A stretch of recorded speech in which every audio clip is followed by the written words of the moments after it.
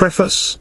Of the various modes of communicating instruction to the uninformed, the Masonic student is particularly interested in two, namely, the instruction by legends and that by symbols. It is to these two, almost exclusively, that he is indebted for all that he knows, and for all that he can know, of the philosophic system which is taught in the institution. All its mysteries and its dogmas, which constitute its philosophy, are entrusted for communication to the neophyte, sometimes to one, sometimes to the other of these two methods of instruction, and sometimes to both of them combined. The Freemason has no way of reaching any of the esoteric teachings of the order except through the medium of a legend or a symbol. A legend differs from an historical narrative only in this, that it is without documentary evidence of authenticity. It is the offspring solely of tradition. Its details may be true in part or in whole. There may be no internal evidence to the contrary, or there may be internal evidence that they are altogether false. But neither the possibility of truth in the one case, nor the certainty of falsehood in the other, can remove the traditional narrative from the class of legends. It is a legend simply because it rests on no written foundation. It is oral, and therefore legendary. In grave problems of history, such as the establishment of empires, the discovery and settlement of countries, or the rise and fall of dynasties, the knowledge of the truth or falsity of the legendary narrative will be of importance, because the value of history is impaired by the imputation of doubt. But it is not so in Freemasonry. Here there need be no absolute question of the truth or falsity of the legend. The object of the Masonic legends is not to establish historical facts, but to convey philosophical doctrines. They are a method by which esoteric instruction is communicated, and the student accepts them with reference to nothing else except their positive use and meaning as developing Masonic dogmas. Take, for instance, the Haramat legend of the third degree. Of what importance is it to the disciple of Masonry whether it be true or false? All that he wants to know is its internal signification, and when he learns that it is intended to illustrate the doctrine of the immortality of the soul, he is content with that interpretation, and he does not deem it necessary, except as a matter of curious or antiquarian inquiry, to investigate its historical accuracy, or to reconcile any of its apparent contradictions. So of the lost keystone, so of the second temple, so of the hidden ark. These are to him legendary narratives, which, like the casket, would be of no value were it not for the precious jewel contained within. Each of these legends is the expression of a philosophical idea. But there is another method of Masonic instruction, and that is by symbols. No science is more ancient than that of symbolism. At one time, nearly all the learning of the world was conveyed in symbols. And although modern philosophy now deals only in abstract propositions, Freemasonry still cleaves to the ancient method, and has preserved it in its primitive importance as a means of communicating knowledge. According to the derivation of the word from the Greek, to symbolize signifies to compare one thing with another. Hence a symbol is the expression of an idea that has been derived from the comparison or contrast of some object with a moral conception or attribute. Thus we say that the plum is a symbol of rectitude of conduct. The physical qualities of the plum are here compared or contrasted with the moral conception of virtue, or rectitude. Then to the speculative Mason it becomes, after he has been taught its symbolic meaning, the visible expression of the idea of moral uprightness. But although there are these two modes of instruction in Freemasonry, by legends and by symbols, there really is no radical difference between the two methods. The symbol is a visible, and the legend an audible representation of some contrasted idea of some moral conception produced from a comparison. Both the legend and the symbol relate to dogmas of a deep religious character, both of them convey moral sentiments in the same peculiar method, and both of them are designed by this method to illustrate the philosophy of speculative Masonry. To investigate the recondite meaning of these legends and symbols, and to elicit from them the moral and philosophical lessons which they were intended to teach, is to withdraw the veil with which ignorance and indifference seek to conceal the true philosophy of Freemasonry. To study the symbolism of Masonry is the only way to investigate its philosophy. This is the portal of its temple, through which alone we can gain access to the Symbolism where its aporita are concealed. Its philosophy is engaged in the consideration of propositions relating to God and man, to the present and the future life. Its science is the symbolism by which these propositions are presented to the mind. The work now offered to the public is an effort to develop and explain this philosophy and science. It will show that there are in Freemasonry the germs of profound speculation. If it does not interest the learned, it may instruct the ignorant. If so, I shall not regret the labor and research that have been bestowed upon its composition. Albert G. Mackey, M.D. Charleston, South Carolina, February 22, 1869. Symbolism of Freemasonry. By Albert G. Mackey. 1882. Any inquiry into the symbolism and philosophy of Freemasonry must necessarily be preceded by a brief investigation of the origin and history of the institution. Ancient and universal as it is, whence did it arise? What were the accidents connected with its birth? From what kindred or similar association did it spring? Or was it original and autochthonic, independent, in its inception, of any external influences, and unconnected with any other institution? These are questions which an intelligent investigator will be disposed to propound in the very commencement of the inquiry, and they are questions which must be distinctly answered before he can be expected to comprehend its true character as a symbolic institution. He must know something of its antecedents, before he can appreciate its character. But he who expects to arrive at a satisfactory solution of this inquiry must first, as a preliminary absolutely necessary to success, release himself from the influence of an error into which novices in Masonic philosophy are too apt to fall. He must not confound the doctrine of Freemasonry with its outward and extrinsic form. He must not suppose that certain usages and ceremonies, which exist at this day, but which, even now, are subject to extensive variations in different countries, constitute the sum and substance of Freemasonry. Prudent antiquity, says Lord Coke, did for more solemnity and better memory and observation of that which is to be done, express substances under ceremonies. But it must be always remembered that the ceremony is not the substance. It is but the outer garment which covers and perhaps adorns it, as clothing does the human figure. But divest man of that outward apparel, and you still have the microcosm, the wondrous creation, with all his nerves, and bones, and muscles, and, above all, with his brain, and thoughts, and feelings. And so take from Masonry these external ceremonies, and you still have remaining its philosophy and science. These have, of course, always continued the same, while the ceremonies have varied in different ages, and still vary in different countries. The definition of Freemasonry that it is a science of morality, veiled in allegory, and illustrated by symbols, has been so often quoted, that, were it not for its beauty, it would become wearisome. But this definition contains the exact principle that has just been enunciated. Freemasonry is a science, a philosophy, a system of doctrines which is taught, in a manner peculiar to itself, by allegories and symbols. This is its internal character. Its ceremonies are external additions, which affect not its substance. Now, when we are about to institute an inquiry into the origin of Freemasonry, it is of this peculiar system of philosophy that we are to inquire, and not of the ceremonies which have been foisted on it. If we pursue any other course we shall assuredly fall into error. Thus, if we seek the origin and first beginning of the Masonic philosophy, we must go away back into the ages of remote antiquity, when we shall find this beginning in the bosom of kindred associations, where the same philosophy was maintained and taught. But if we confound the ceremonies of Masonry with the philosophy of Masonry, and seek the origin of the institution, molded into outward form as it is today, we can scarcely be required to look farther back than the beginning of the 18th century, and, indeed, not quite so far. For many important modifications have been made in its rituals since that period.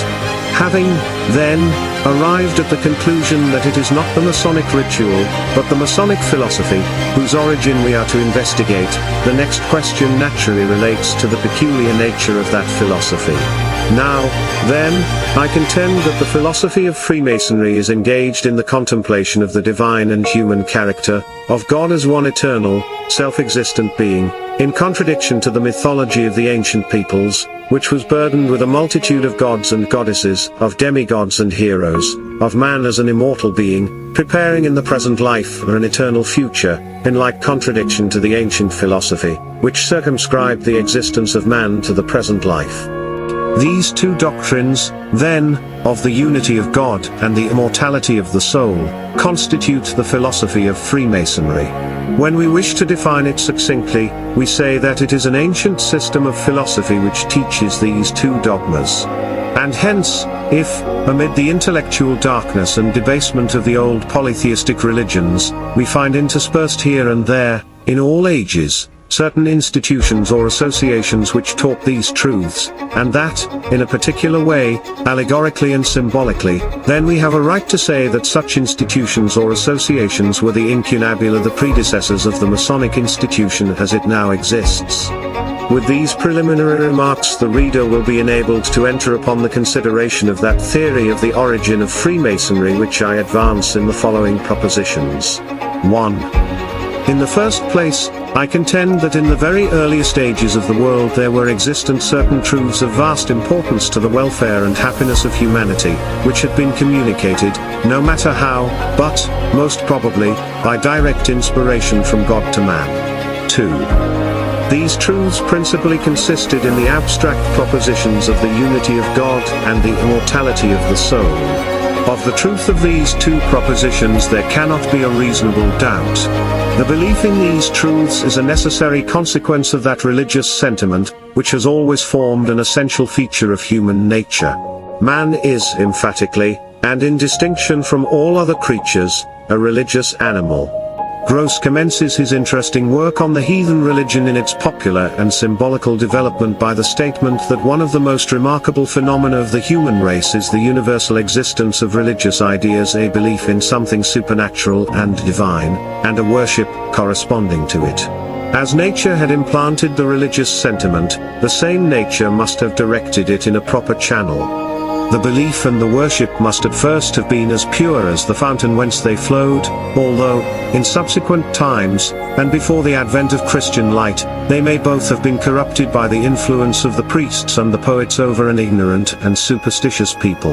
The first and second propositions of my theory refer only to that primeval period which was antecedent to these corruptions, of which I shall hereafter speak. 3. These truths of God and immortality were most probably handed down through the line of patriarchs of the race of Seth, but were, at all events, known to Noah, and were by him communicated to his immediate descendants. 4.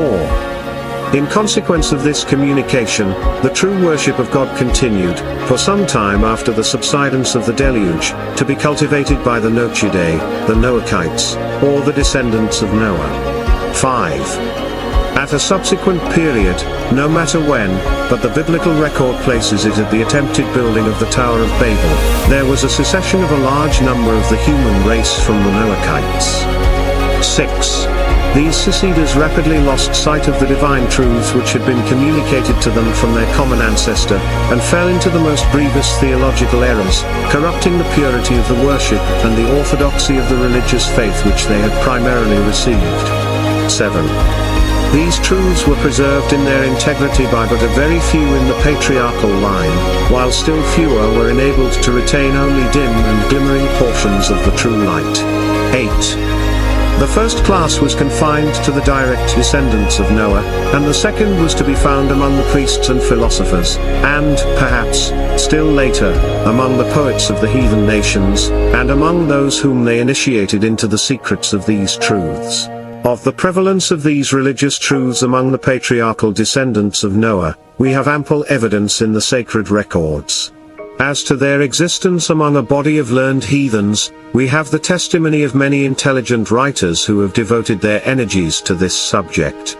Thus the learned Grote, in his History of Greece, says, "The allegorical interpretation of the myths has been, by several learned investigators, especially by Creusa, connected with the hypothesis of an ancient and highly instructed body of priests, having their origin either in Egypt or in the East, and communicating to the rude and barbarous Greeks religious, physical, and historical knowledge, under the veil of symbols.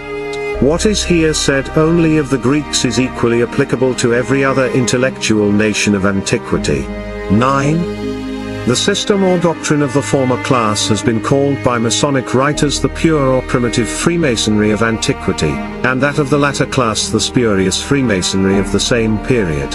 These terms were first used, if I mistake not, by Dr. Oliver, and are intended to refer the word pure to the doctrines taught by the descendants of Noah in the Jewish line, and the word spurious to his descendants in the heathen or Gentile line. 10.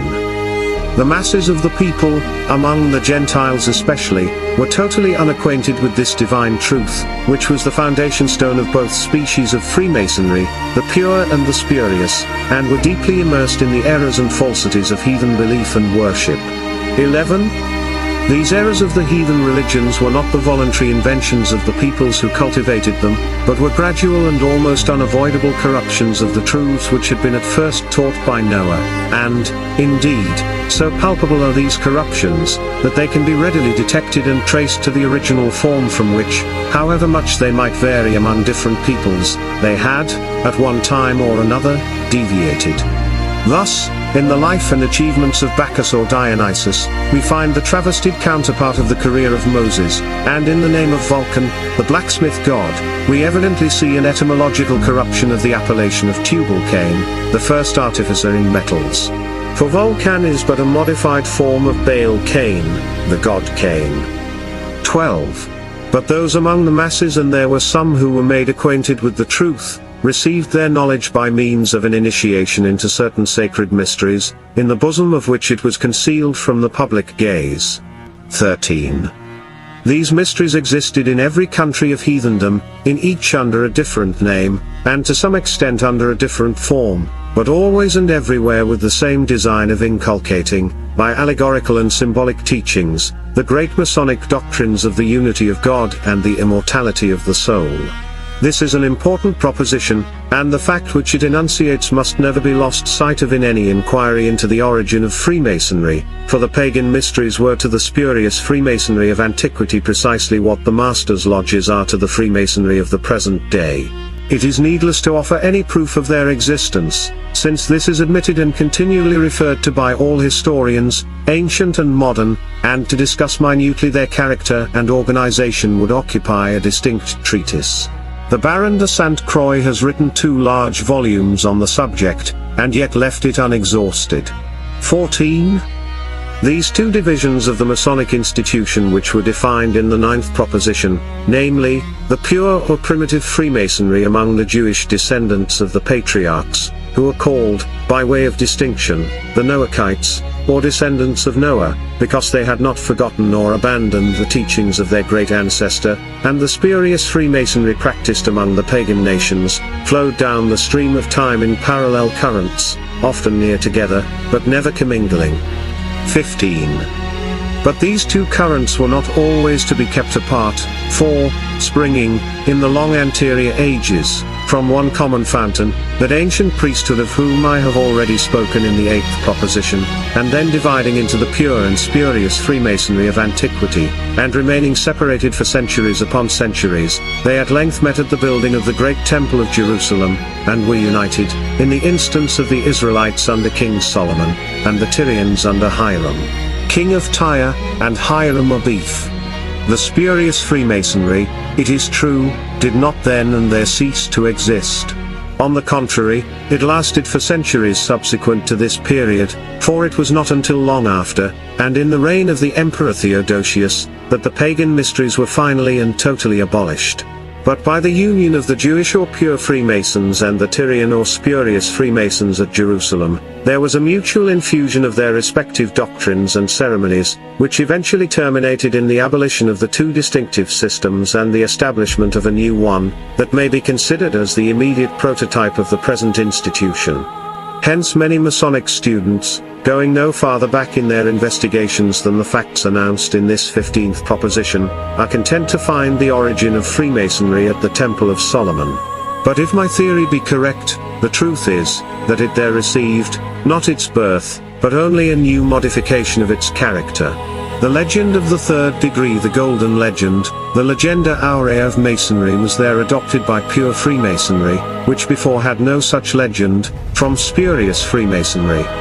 But the legend had existed under other names and forms, in all the mysteries, for ages before.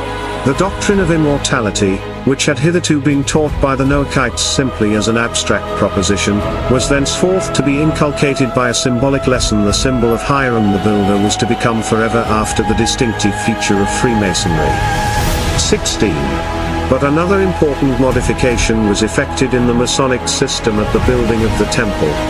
Previous to the union which then took place, the pure Freemasonry of the Noachites had always been speculative, but resembled the present organization in no other way than in the cultivation of the same abstract principles of divine truth.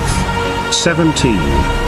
The Tyrians, on the contrary, were architects by profession, and, as their leaders were disciples of the school of the spurious Freemasonry, they, for the first time, at the Temple of Solomon, when they united with their Jewish contemporaries, infused into the speculative science, which was practiced by the latter, the elements of an operative art. 18. Therefore the system continued thenceforward, for ages, to present the commingled elements of operative and speculative masonry. We see this in the Collegia Fabrorum, or colleges of artificers, first established at Rome by Numa, and which were certainly of a Masonic form in their organization, in the Jewish sect of the Essenes, who wrought as well as prayed, and who are claimed to have been the descendants of the temple builders, and also, and still more prominently, in the traveling Freemasons of the Middle Ages, who identify themselves by their very name with their modern successors, and whose societies were composed of learned men who thought and wrote, and of workmen who labored and built. And so for a long time Freemasonry continued to be both operative and speculative. 19. But another change was to be effected in the institution to make it precisely what it now is, and, therefore, at a very recent period, comparatively speaking, the operative feature was abandoned, and Freemasonry became wholly speculative. The exact time of this change is not left to conjecture. It took place in the reign of Queen Anne, of England, in the beginning of the 18th century.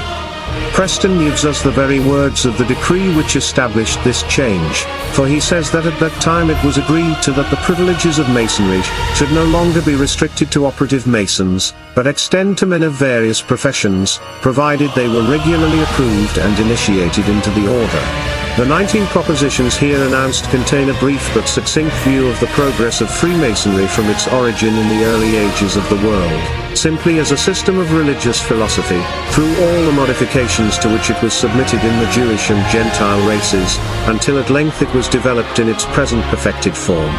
During all this time it preserved unchangeably certain features that may hence be considered as its specific characteristics, by which it has always been distinguished from every other contemporaneous association, however such association may have simulated it in outward form. These characteristics are, first, the doctrines which it has constantly taught, namely, that of the unity of God and that of the immortality of the soul, and, secondly, the manner in which these doctrines have been taught, namely, by symbols and allegories. Taking these characteristics as the exponents of what Freemasonry is, we cannot help arriving at the conclusion that the speculative Masonry of the present day exhibits abundant evidence of the identity of its origin with the spurious Freemasonry of the ante-Solomonic period, both systems coming from the same pure source, but the one always preserving, and the other continually corrupting, the purity of the common fountain. This is also the necessary conclusion as a corollary from the propositions advanced in this essay. There is also abundant evidence in the history, of which these propositions are but a meager outline, that a manifest influence was exerted on the pure or primitive Freemasonry of the Noachites by the Tyrian branch of the spurious system, in the symbols, myths, and legends which the former received from the latter, but which it so modified and interpreted as to make them consistent with its own religious system. One thing, at least, is incapable of refutation, and that is, that we are indebted to the Tyrian Masons for the introduction of the symbol of Hiram Aviv. The idea of the symbol, although modified by the Jewish Masons, is not Jewish in its inception. It was evidently borrowed from the pagan mysteries, where Bacchus, Adonis, Proserpine, and a host of other apotheosized beings play the same role that Hiram does in the Masonic mysteries. And lastly, we find in the technical terms of Masonry, in its working tools, in the names of its grades, and in a large majority of its symbols, ample testimony of the strong infusion into its religious philosophy of the elements of an operative art. And history again explains this fact by referring to the connection of the institution with the Dionysiac fraternity of artificers, who were engaged in building the Temple of Solomon, with the workmen's colleges of Numa, and with the traveling Freemasons of the Middle Ages, who constructed all the great buildings of that period. These 19 propositions, which have been submitted in the present essay, constitute a brief summary or outline of a theory of the true origin of Freemasonry, which long and patient investigation has led me to adopt. To attempt to prove the truth of each of these propositions in its order by logical demonstration, or by historical evidence, would involve the writing of an elaborate treatise. They are now offered simply as suggestions on which the Masonic student may ponder. They are but intended as guideposts, which may direct him in his journey should he undertake the pleasant although difficult task of instituting an inquiry into the origin and progress of Freemasonry from its birth to its present state of full-grown manhood. But even in this abridged form they are absolutely necessary as preliminary to any true understanding of the symbolism of Freemasonry.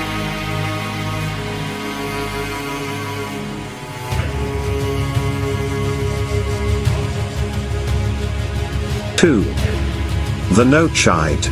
I proceed, then, to inquire into the historical origin of Freemasonry, as a necessary introduction to any inquiry into the character of its symbolism. To do this, with any expectation of rendering justice to the subject, it is evident that I shall have to take my point of departure at a very remote era. I shall, however, review the early and antecedent history of the institution with as much brevity as a distinct understanding of the subject will admit. Passing over all that is within the antediluvian history of the world, as something that exerted, so far as our subject is concerned, no influence on the new world which sprang forth from the ruins of the old, we find, soon after the cataclysm, the immediate descendants of Noah in the possession of at least two religious truths, which they received from their common father, and which he must have derived from the line of patriarchs who preceded him. These truths were the doctrine of the existence of a supreme intelligence, the creator, preserver, and ruler of the universe, and, as a necessary corollary, the belief in the immortality of the soul, which, as an emanation from that primal cause, was to be distinguished, by a future and eternal life, from the vile and perishable dust which forms its earthly tabernacle.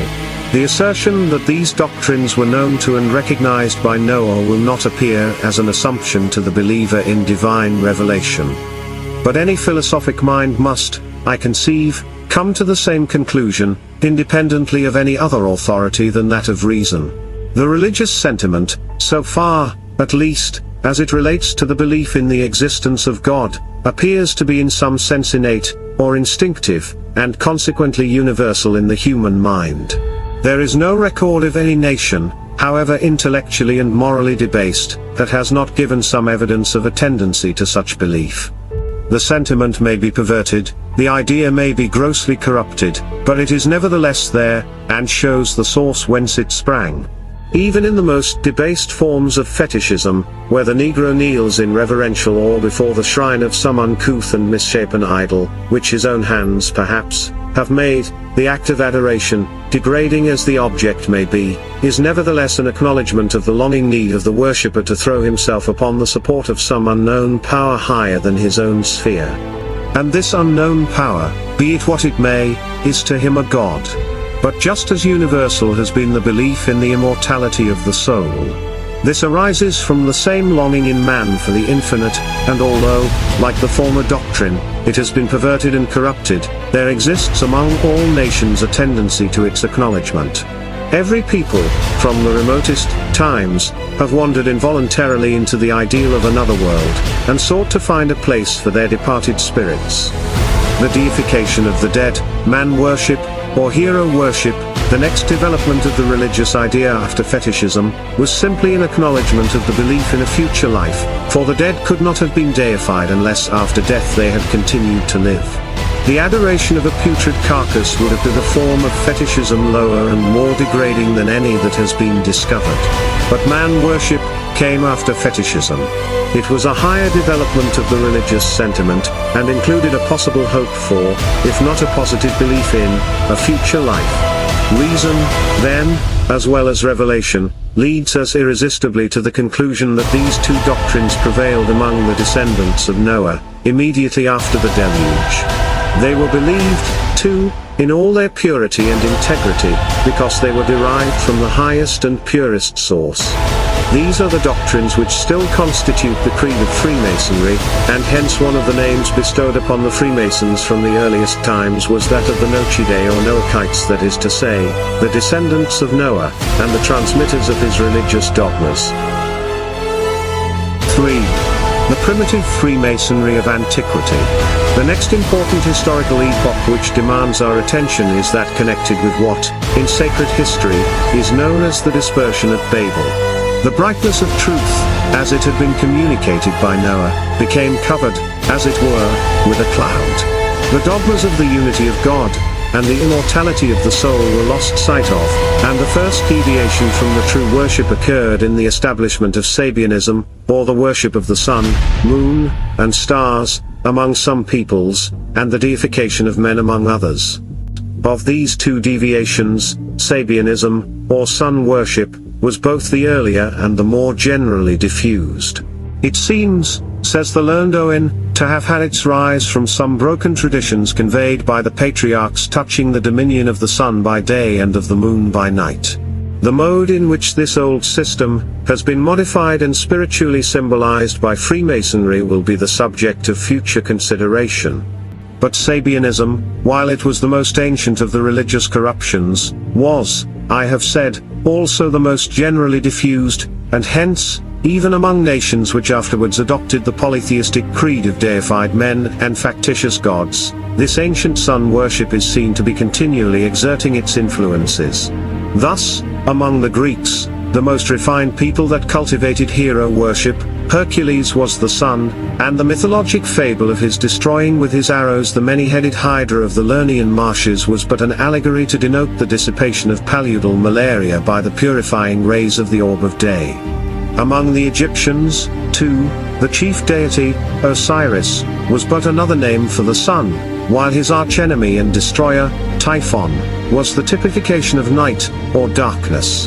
And lastly, among the Hindus, the three manifestations of their supreme deity, Brahma, Shiva, and Vishnu, were symbols of the rising, meridian, and setting sun.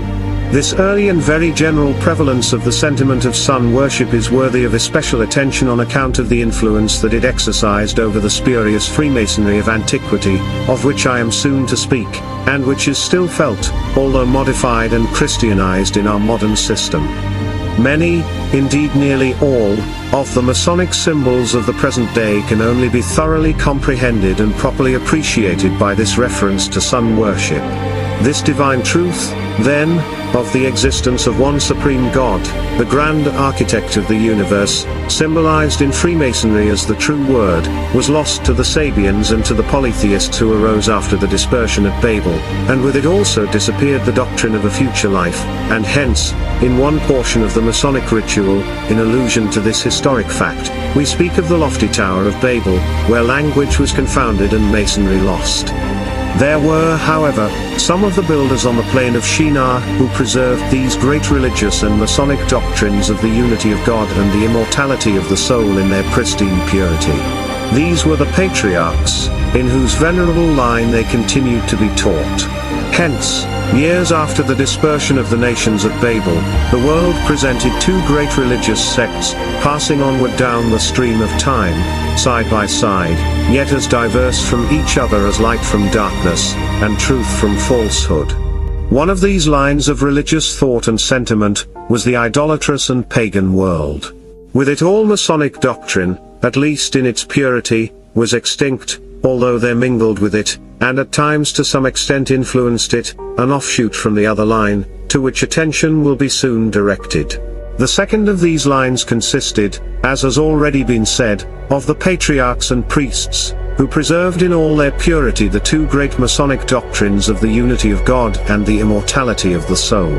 This line embraced, then, what, in the language of recent Masonic writers, has been designated as the primitive Freemasonry of antiquity.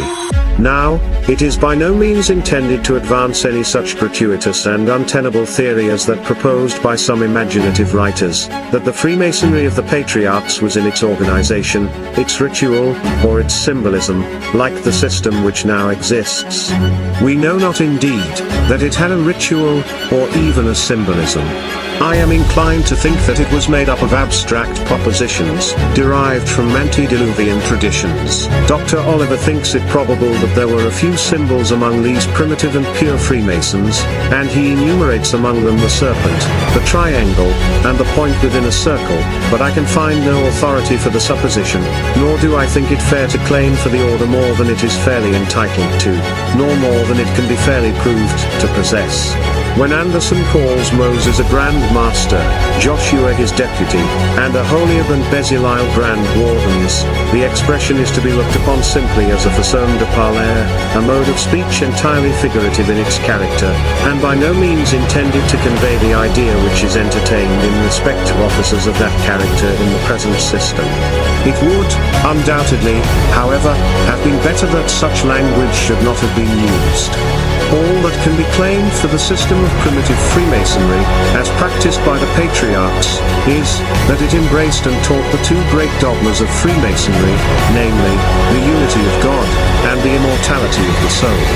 It may be, and indeed it is highly probable, that there was a secret doctrine, and that this doctrine was not indiscriminately communicated. We know that Moses, who was necessarily the recipient of the knowledge of his predecessors, did not publicly teach the doctrine of the immortality of the soul. But there was among the Jews an oral or secret law which was never committed to writing until after the captivity, and this law, I suppose, may have contained the recognition of those dogmas of the primitive Freemasonry. Briefly, then, this system of primitive Freemasonry, without ritual or symbolism, that has come down to us, at least, consisting solely of traditionary legends, teaching only the two great truths already alluded to, and being wholly speculative in its character, without the slightest infusion of an operative element, was regularly transmitted through the Jewish line of patriarchs, priests, and kings, without alteration, increase, or diminution, to the time of Solomon, and the building of the temple at Jerusalem. Leaving it, then, to pursue this even course of descent, let us refer once more to that other line of religious history, the one passing through the idolatrous and polytheistic nations of antiquity, and trace from it the regular rise and progress of another division of the Masonic institution,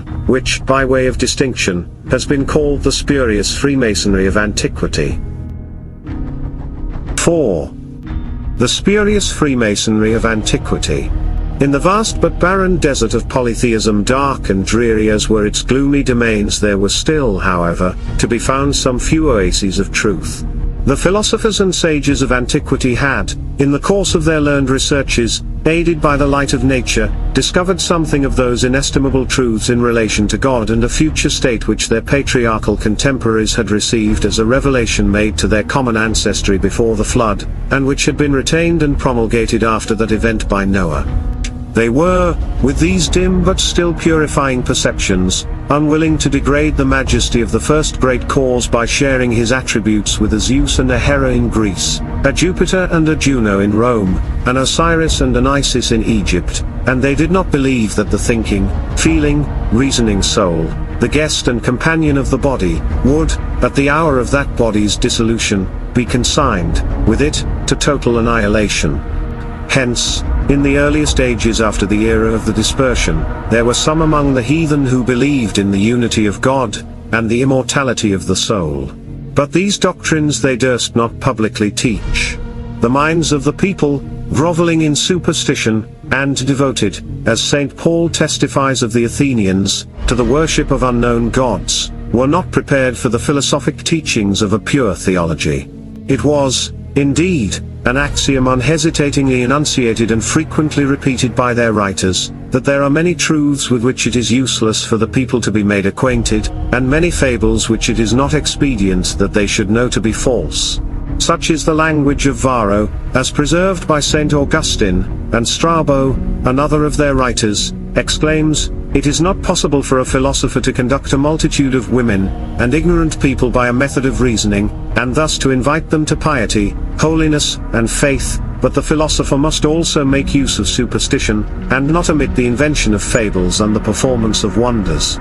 While, therefore, in those early ages of the world, we find the masses groveling in the intellectual debasement of a polytheistic and idolatrous religion, with no support for the present, no hope for the future, living without the knowledge of a supreme and superintending providence, and dying without the expectation of a blissful immortality, we shall at the same time find ample testimony that these consoling doctrines were secretly believed by the philosophers and their disciples. But though believed, they were not publicly taught. They were heresies which it would have been impolitic and dangerous to have broached to the public ear. They were truths which might have led to a contempt of the established system, and to the overthrow of the popular superstition. Socrates, the Athenian sage, is an illustrious instance of the punishment that was meted out to the bold innovator who attempted to insult the gods and to poison the minds of youth with the heresies of a philosophic religion. They permitted, therefore, says a learned writer on this subject, the multitude to remain plunged as they were in the depth of a gross and complicated idolatry, but for those philosophic few who could bear the light of truth without being confounded by the blaze, they removed the mysterious veil, and displayed to them the deity in the radiant glory of his unity. From the vulgar eye, however, these doctrines were kept inviolably sacred, and wrapped in the veil of impenetrable mystery. The consequence of all this was, that no one was permitted to be invested with the knowledge of these sublime truths, until by a course of severe and arduous trials, by a long and painful initiation, and by a formal series of gradual preparations, he had proved himself worthy and capable of receiving the full light of wisdom. For this purpose, therefore, those peculiar religious institutions were organized which the ancients designated as the mysteries, and which, from the resemblance of their organization, their objects, and their doctrines, have by Masonic writers been called the spurious Freemasonry of antiquity. Warburton, in giving a definition of what these mysteries were, says, "Each of the pagan gods had, besides the public and open, a secret worship paid unto him, to which none were admitted but those who had been selected by preparatory ceremonies, called initiation. This secret worship was termed the mysteries." I shall now endeavor briefly to trace the connection between these mysteries and the institution of Freemasonry, and to do so, it will be necessary to enter upon some details of the constitution of those mystic assemblies. Almost every country of the ancient world had its peculiar mysteries, dedicated to the occult worship of some especial and favorite god, and to the inculcation of a secret doctrine, very different from that which was taught in the public ceremonial of devotion. Thus in Persia the mysteries were dedicated to Mithras, or the sun; in Egypt, to Isis and Osiris; in Greece, to Demeter; in Samothracia, to the gods Kibiri, the mighty ones; in Syria, to Dionysus; while in the more northern nations of Europe, such as Gaul and Britain, the initiations were dedicated to their peculiar deities, and were celebrated under the general name of the Druidical rites. But no matter where or how instituted, whether ostensibly in honor of the effeminate Adonis, the favorite of Venus, or of the implacable Odin, the Scandinavian god of war and carnage, whether dedicated to Demeter, the type of the earth, or to Mithras, the symbol of all that fructifies that earth, the great object and design of the secret instruction were identical in all places. And the mysteries constituted a school of religion in which the errors and absurdities of polytheism were revealed to the initiated. The candidate was taught that the multitudinous deities of the popular theology were but hidden symbols of the various attributes of the supreme God, a spirit invisible and indivisible, and that the soul, as an emanation from his essence, could never see corruption, but must, after the death of the body, be raised to an eternal life. That this was the doctrine and the object of the mysteries is evident from the concurrent testimony both of those ancient writers who flourished contemporaneously with the practice of them, and of those modern scholars who have devoted themselves to their investigation. Thus Isocrates, speaking of them in his panegyric, says, "Those who have been initiated in the mysteries of seers entertain better hopes both as to the end of life and the whole of futurity." Epictetus declares that everything in these mysteries was instituted by the ancients for the instruction and amendment of life. And Plato says that the design of initiation was to restore the soul to that state of perfection from which it had originally fallen. Thomas Taylor, the celebrated Platonist, who possessed an unusual acquaintance with the character of these ancient rites, asserts that they obscurely intimated, by mystic and splendid visions, the felicity of the soul, both here and hereafter, when purified from the defilements of a material nature, and constantly elevated to the realities of intellectual vision. Kreuser, a distinguished German writer, who has examined the subject of the ancient mysteries with great judgment and elaboration, gives a theory on their nature and design which is well worth consideration. This theory is, that when they had been placed under the eyes of the initiated symbolical representations of the creation of the universe, and the origin of things, the migrations and purifications of the soul, the beginning and progress of civilization and agriculture, there was drawn from these symbols and these scenes in the mysteries an instruction destined only for the more perfect, or the apophthegms, to whom were communicated the doctrines of the existence of a single and eternal God, and the destination of the universe and of man. Kreuser here, however, refers rather to the general object of the instructions, than to the character of the rites and ceremonies by which they were impressed upon the mind, for in the mysteries, as in Freemasonry, the Hierophant, whom we would now call the Master of the Lodge, often, as Lobeck observes, delivered a mystical lecture, or discourse, on some moral subject.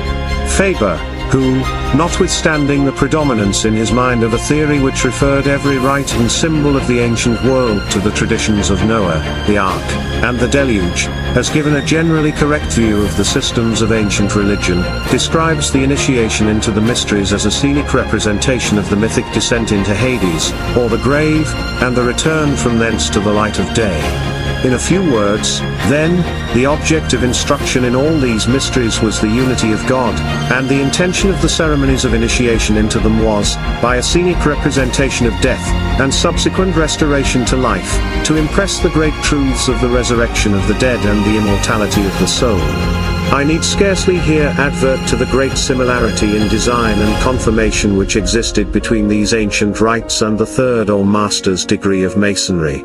Like it, they were all funereal in their character, they began in sorrow and lamentation, they ended in joy, there was an aphorism, or burial, a pastos, or grave, an euresis, or discovery of what had been lost, and a legend, or mythical relation, all of which were entirely and profoundly symbolical in their character. And hence, looking to this strange identity of design and form, between the initiations of the ancients and those of the modern Masons, writers have been disposed to designate these mysteries as the spurious Freemasonry of antiquity. 5. The Ancient Mysteries. I now propose, for the purpose of illustrating these views, and of familiarizing the reader with the coincidences between Freemasonry and the ancient mysteries, so that he may be better enabled to appreciate the mutual influences of each on the other as they are hereafter to be developed, to present a more detailed relation of one or more of these ancient systems of initiation. As the first illustration, let us select the mysteries of Osiris, as they were practiced in Egypt, the birthplace of all that is wonderful in the arts or sciences, or mysterious in the religion, of the ancient world. It was on the lake of Se, that the solemn ceremonies of the Osirian initiation were performed. On this lake, says Herodotus, it is that the Egyptians represent by night his sufferings whose name I refrain from mentioning, and this representation they call their mysteries. Osiris, the husband of Isis, was an ancient king of the Egyptians. Having been slain by Typhon, his body was cut into pieces by his murderer, and the mangled remains cast upon the waters of the Nile, to be dispersed to the four winds of heaven. His wife, Isis, mourning for the death and the mutilation of her husband, for many days searched diligently with her companions for the portions of the body, and having at length found them, united them together, and bestowed upon them decent interment, while Osiris, thus restored, became the chief deity of his subjects, and his worship was united with that of Isis, as the fecundating and fertilizing powers of nature. The candidate in these initiations was made to pass through a mimic repetition of the conflict and destruction of Osiris, and his eventual recovery, and the explanations made to him, after he had received the full share of light to which the painful and solemn ceremonies through which he had passed had entitled him, constituted the secret doctrine of which I have already spoken, as the object of all the mysteries. Osiris, a real and personal god to the people, to be worshipped with fear and with trembling, and to be propitiated with sacrifices and burnt offerings, became to the initiate but a symbol of the great first cause, least understood.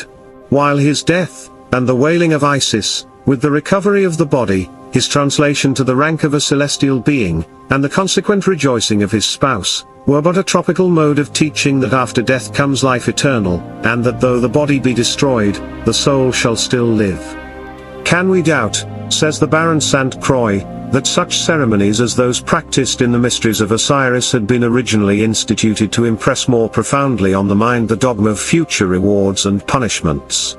The sufferings and death of Osiris, says Mr. Wilkinson, were the great mystery of the Egyptian religion, and some traces of it are perceptible among other people of antiquity.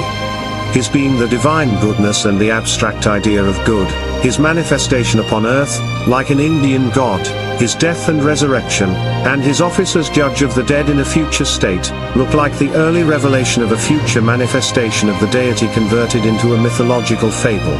A similar legend and similar ceremonies, varied only as to time, and place, and unimportant details, were to be found in all the initiations of the ancient mysteries. The dogma was the same, future life, and the method of inculcating it was the same. The coincidences between the design of these rites and that of Freemasonry, which must already begin to appear, will enable us to give its full value to the expression of Hutchinson, when he says that the Master Mason represents a man under the Christian doctrine saved from the grave of iniquity and raised to the faith of salvation. In Phoenicia similar mysteries were celebrated in honor of Adonis, the favorite lover of Venus, who, having, while hunting, been slain by a wild boar on Mount Lebanon, was restored to life by Proserpine. The mythological story is familiar to every classical scholar.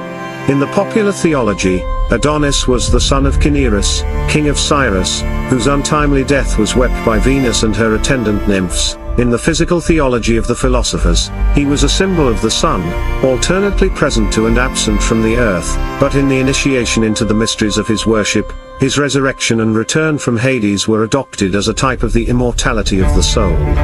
The ceremonies of initiation in the Ordonia began with lamentation for his loss, or, as the prophet Ezekiel expresses it, "Behold, there sat women weeping for Thammuz," for such was the name under which his worship was introduced among the Jews, and they ended with the most extravagant demonstrations of joy at the representation of his return to life, while the Hierophant exclaimed, in a congratulatory strain, "Trust, ye initiates, the God is safe, and from our grief salvation shall arise." Before proceeding to an examination of those mysteries which are the most closely connected with the Masonic institution, it will be as well to take a brief view of their general organization. The secret worship, or mysteries, of the ancients were always divided into the lesser and the greater, the former being intended only to awaken curiosity, to test the capacity and disposition of the candidate, and by symbolical purifications to prepare him for his introduction into the greater mysteries. The candidate was at first called an aspirant, or seeker of the truth, and the initial ceremony which he underwent was illustration or purification by water. In this condition he may be compared to the entered apprentice of the Masonic rites, and it is here worth adverting to the fact, which will be hereafter more fully developed, that all the ceremonies in the first degree of Masonry Freemasonry are symbolic of an internal purification. In the lesser mysteries the candidate took an oath of secrecy, which was administered to him by the mystagogue, and then received a preparatory instruction, which enabled him afterwards to understand the developments of the higher and subsequent division. He was now called a mysts, or initiate, and may be compared to the fellow craft of Freemasonry.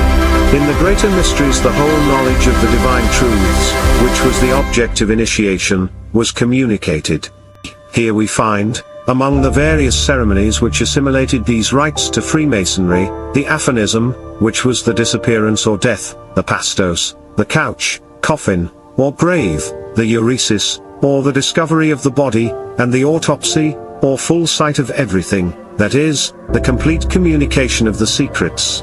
The candidate was here called an epopt, or eyewitness, because nothing was now hidden from him, and hence he may be compared to the Master Mason, of whom Hutchinson says that he has discovered the knowledge of God and his salvation, and been redeemed from the death of sin and the sepulchre of pollution and unrighteousness. 6. The Dionysiac Artificers. After this general view of the religious mysteries of the ancient world, let us now proceed to a closer examination of those which are more intimately connected with the history of Freemasonry, and whose influence is, to this day, most evidently felt in its organization. Of all the pagan mysteries instituted by the ancients, none were more extensively diffused than those of the Grecian god Dionysus. They were established in Greece, Rome, Syria, and all Asia Minor. Among the Greeks, and still more among the Romans, the rites celebrated on the Dionysiac festival were, it must be confessed, of a dissolute and licentious character. But in Asia they assumed a different form.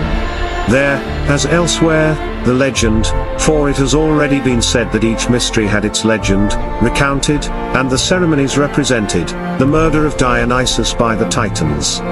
The secret doctrine, too, among the Asiatics, was not different from that among the Western nations, but there was something peculiar in the organization of the system. The mysteries of Dionysus in Syria, more especially, were not simply of a theological character.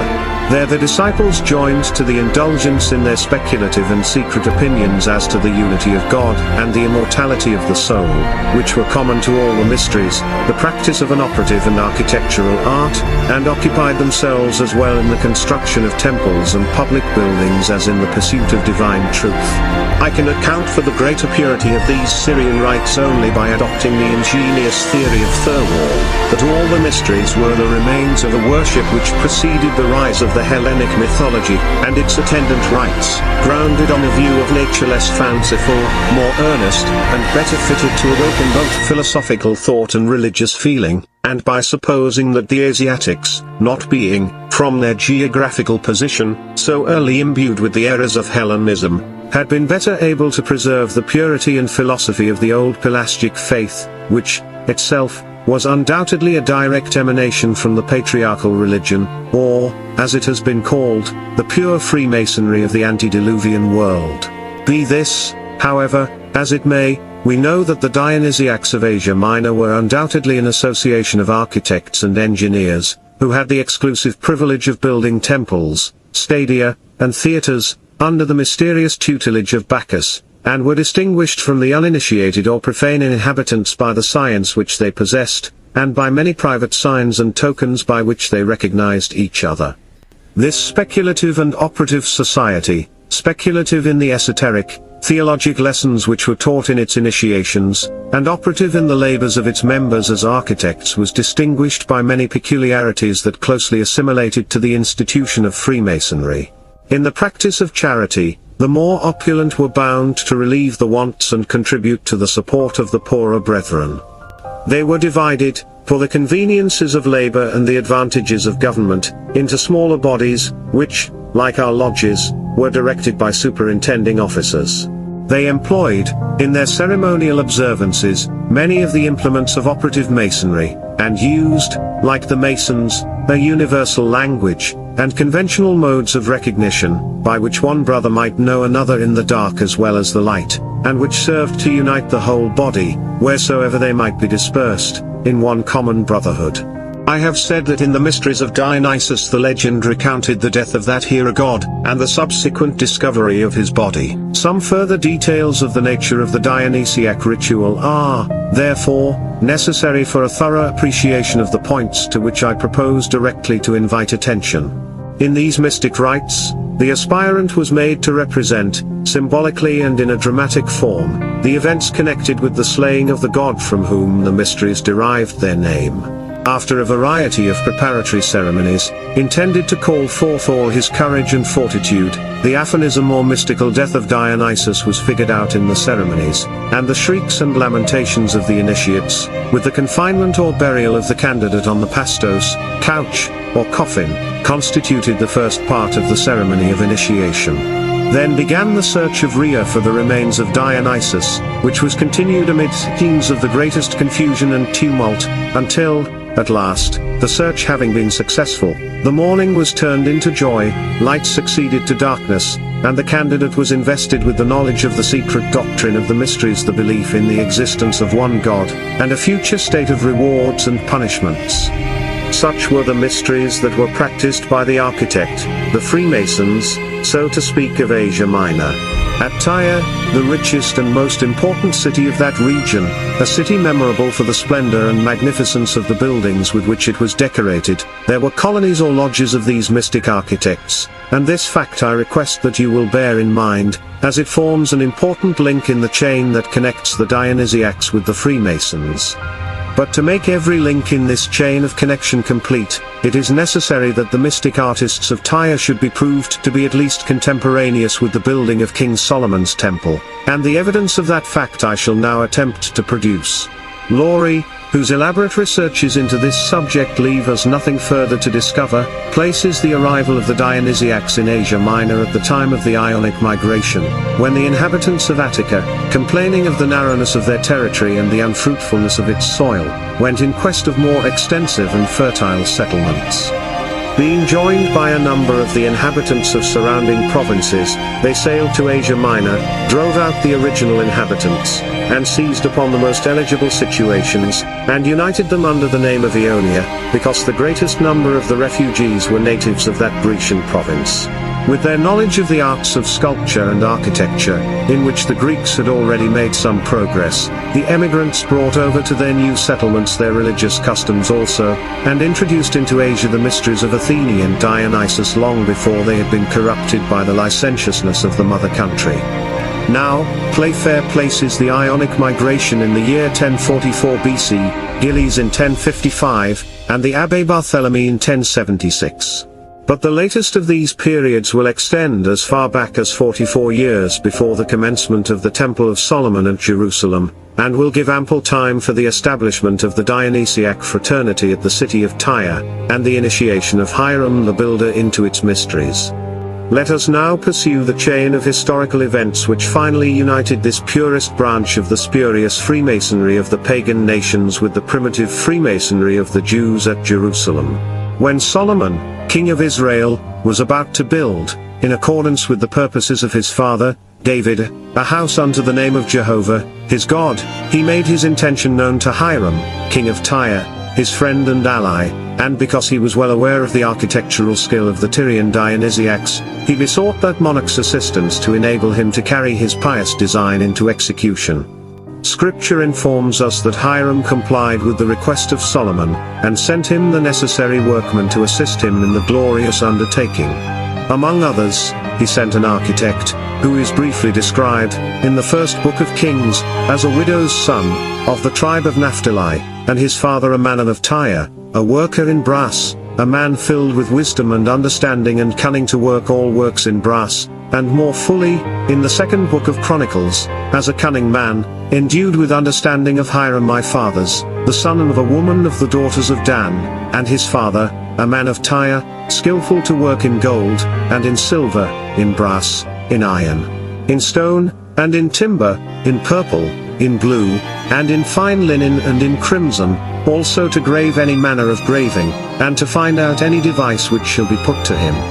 to this man this widow's son, as scripture history, as well as Masonic tradition informs us, was entrusted by King Solomon an important position among the workmen at the sacred edifice, which was constructed on Mount Moriah. His knowledge and experience as an artificer, and his eminent skill in every kind of curious and cunning workmanship, readily placed him at the head of both the Jewish and Tyrian craftsmen, as the chief builder and principal conductor of the works, and it is to him, by means of the large authority which this position gave him, that we attribute the union of two people, so antagonistical in race, so dissimilar in manners, and so opposed in religion, as the Jews and Tyrians, in one common brotherhood, which resulted in the organization of the institution of Freemasonry.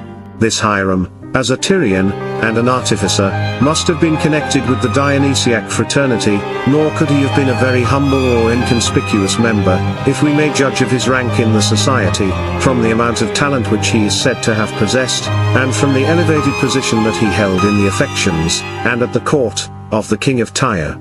He must, therefore, have been well acquainted with all the ceremonial usages of the Dionysiac artificers, and must have enjoyed a long experience of the advantages of the government and discipline which they practiced in the erection of the many sacred edifices in which they were engaged. A portion of these ceremonial usages and of this discipline he would naturally be inclined to introduce among the workmen at Jerusalem. He therefore united them in a society, similar in many respects to that of the Dionysiac artificers. He inculcated lessons of charity and brotherly love. He established a ceremony of initiation, to test experimentally the fortitude and worth of the candidate, adopted modes of recognition, and impressed the obligations of duty and principles of morality by means of symbols and allegories. To the laborers and men of burden, the Ish Sable, and to the craftsmen, corresponding with the first and second degrees of more modern masonry, but little secret knowledge was confided. Like the aspirants in the lesser mysteries of paganism, their instructions were simply to purify and prepare them for a more solemn ordeal, and for the knowledge of the sublimest truths. These were to be found only in the master's degree, which it was intended should be in imitation of the greater mysteries, and in it were to be unfolded, explained, and enforced the great doctrines of the unity of God, and the immortality of the soul. But here there must have at once arisen an apparently insurmountable obstacle to the further continuation of the resemblance of Masonry to the mysteries of Dionysus. In the pagan mysteries, I have already said that these lessons were allegorically taught by means of a legend. Now, in the mysteries of Dionysus, the legend was that of the death and subsequent resuscitation of the god Dionysus. But it would have been utterly impossible to introduce such a legend as the basis of any instructions to be communicated to Jewish candidates. Any allusion to the mythological fables of their Gentile neighbors, any celebration of the myths of pagan theology, would have been equally offensive to the taste and repugnant to the religious prejudices of a nation educated, from generation to generation, in the worship of a divine being jealous of his prerogatives, and who had made himself known to his people as the Jehovah, the God of time present, past, and future. How this obstacle would have been surmounted by the Israelitish founder of the order I am unable to say. A substitute would, no doubt, have been invented, which would have met all the symbolic requirements of the legend of the mysteries, or spurious Freemasonry, without violating the religious principles of the primitive Freemasonry of the Jews. But the necessity for such invention never existed, and before the completion of the temple a melancholy event is said to have occurred, which served to cut the Gordian knot, and the death of its chief architect has supplied Freemasonry with its appropriate legend, a legend which, like the legends of all the mysteries, is used to testify our faith in the resurrection of the body and the immortality of the soul. Before concluding this part of the subject, it is proper that something should be said of the authenticity of the legend of the third degree. Some distinguished Masons are disposed to give it full credence as an historical fact, while others look upon it only as a beautiful allegory. So far as the question has any bearing upon the symbolism of Freemasonry, it is not of importance, but those who contend for its historical character assert that they do so on the following grounds. First, because the character of the legend is such as to meet all the requirements of the well-known axiom of Vincentius Lorenensis, as to what we are to believe in traditionary matters. Quod semper, quod ubique, quod omnibus traditum est. That is, we are to believe whatever tradition has been at all times, in all places, and by all persons handed down.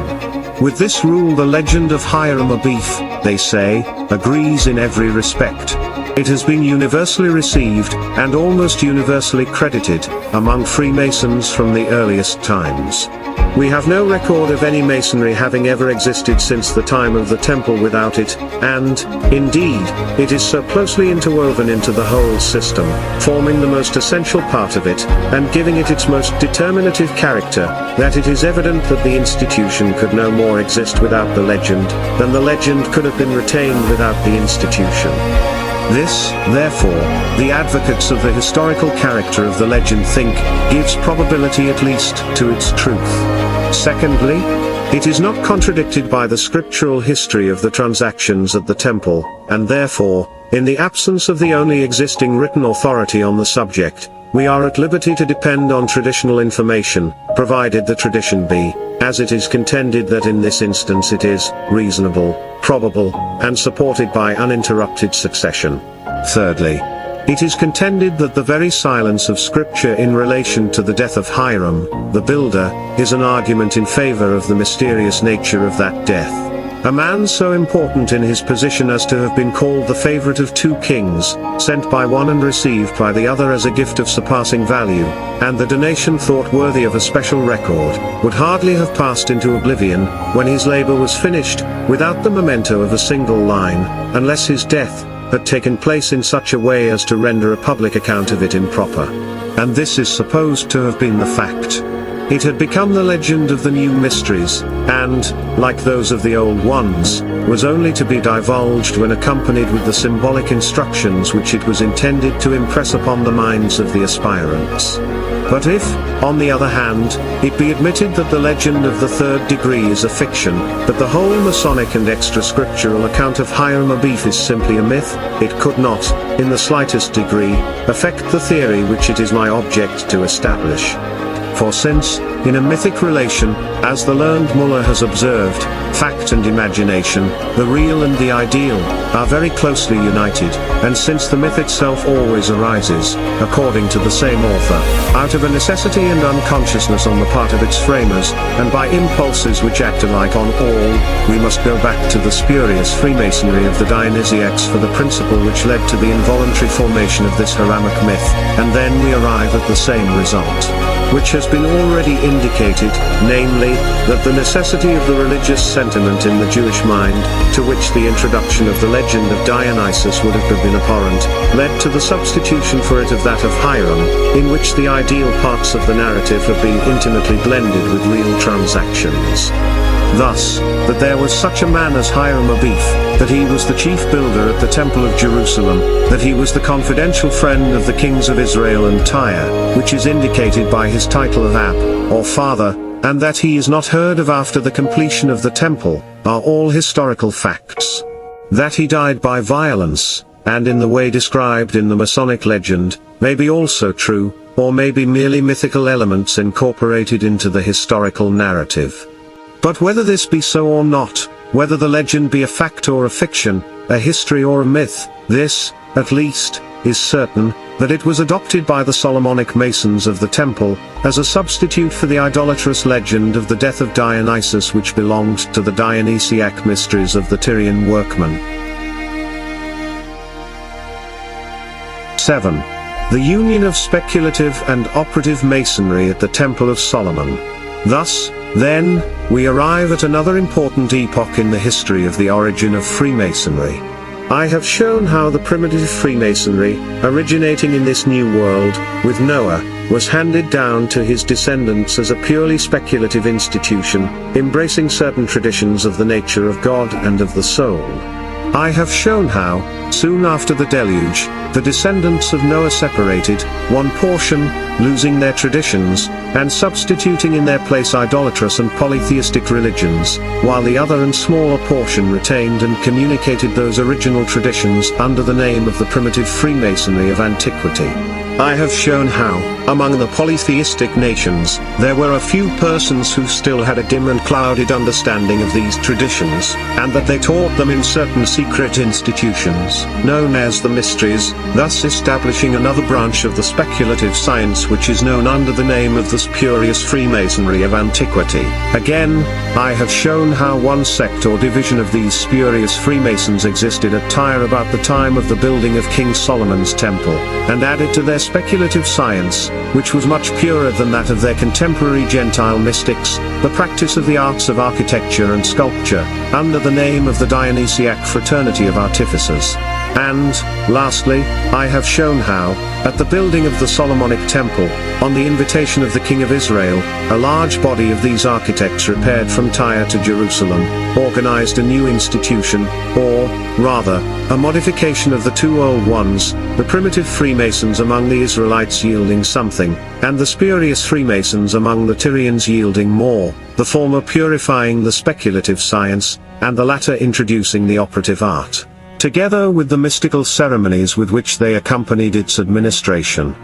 It is at this epoch, then, that I place the first union of speculative and operative masonry, a union which continued uninterruptedly to exist until a comparatively recent period, to which I shall have occasion hereafter briefly to advert. The other branches of the spurious Freemasonry were not, however, altogether and at once abolished by this union, but continued also to exist and teach their half-truthful dogmas, for ages after, with interrupted success and diminished influence, until, in the 5th century of the Christian era, the whole of them were proscribed by the Emperor Theodosius. From time to time, however, other partial unions took place, as in the instance of Pythagoras who, originally a member of the school of spurious Freemasonry, was, during his visit to Babylon, about 450 years after the union at the Temple of Jerusalem, initiated by the captive Israelites into the rites of temple masonry, whence the instructions of that sage approximate much more nearly to the principles of Freemasonry, both in spirit and in letter, than those of any other of the philosophers of antiquity, for which reason he is familiarly called, in the modern Masonic lectures, an ancient friend and brother, and an important symbol of the order. The 47th problem of Euclid has been consecrated to his memory. I do not now propose to enter upon so extensive a task as to trace the history of the institution from the completion of the first temple to its destruction by Nebuchadnezzar, through the 72 years of Babylonish captivity to the rebuilding of the second temple by Zerubbabel, thence to the devastation of Jerusalem by Titus, when it was first introduced into Europe, through all its struggles in the Middle Ages, sometimes protected and sometimes persecuted by the Church, sometimes forbidden by the law and often encouraged by the monarch, until, in the beginning of the 16th century, it assumed its present organization. The details would require more time for their recapitulation than the limits of the present work will permit. But my object is not so much to give a connected history of the progress of Freemasonry as to present a rational view of its origin and an examination of those important modifications which, from time to time, were impressed upon it by external influences, so as to enable us the more readily to appreciate the true character and design of its symbolism. Two salient points, at least, in its subsequent history, especially invite attention, because they have an important bearing on its organization, as a combined speculative and operative institution.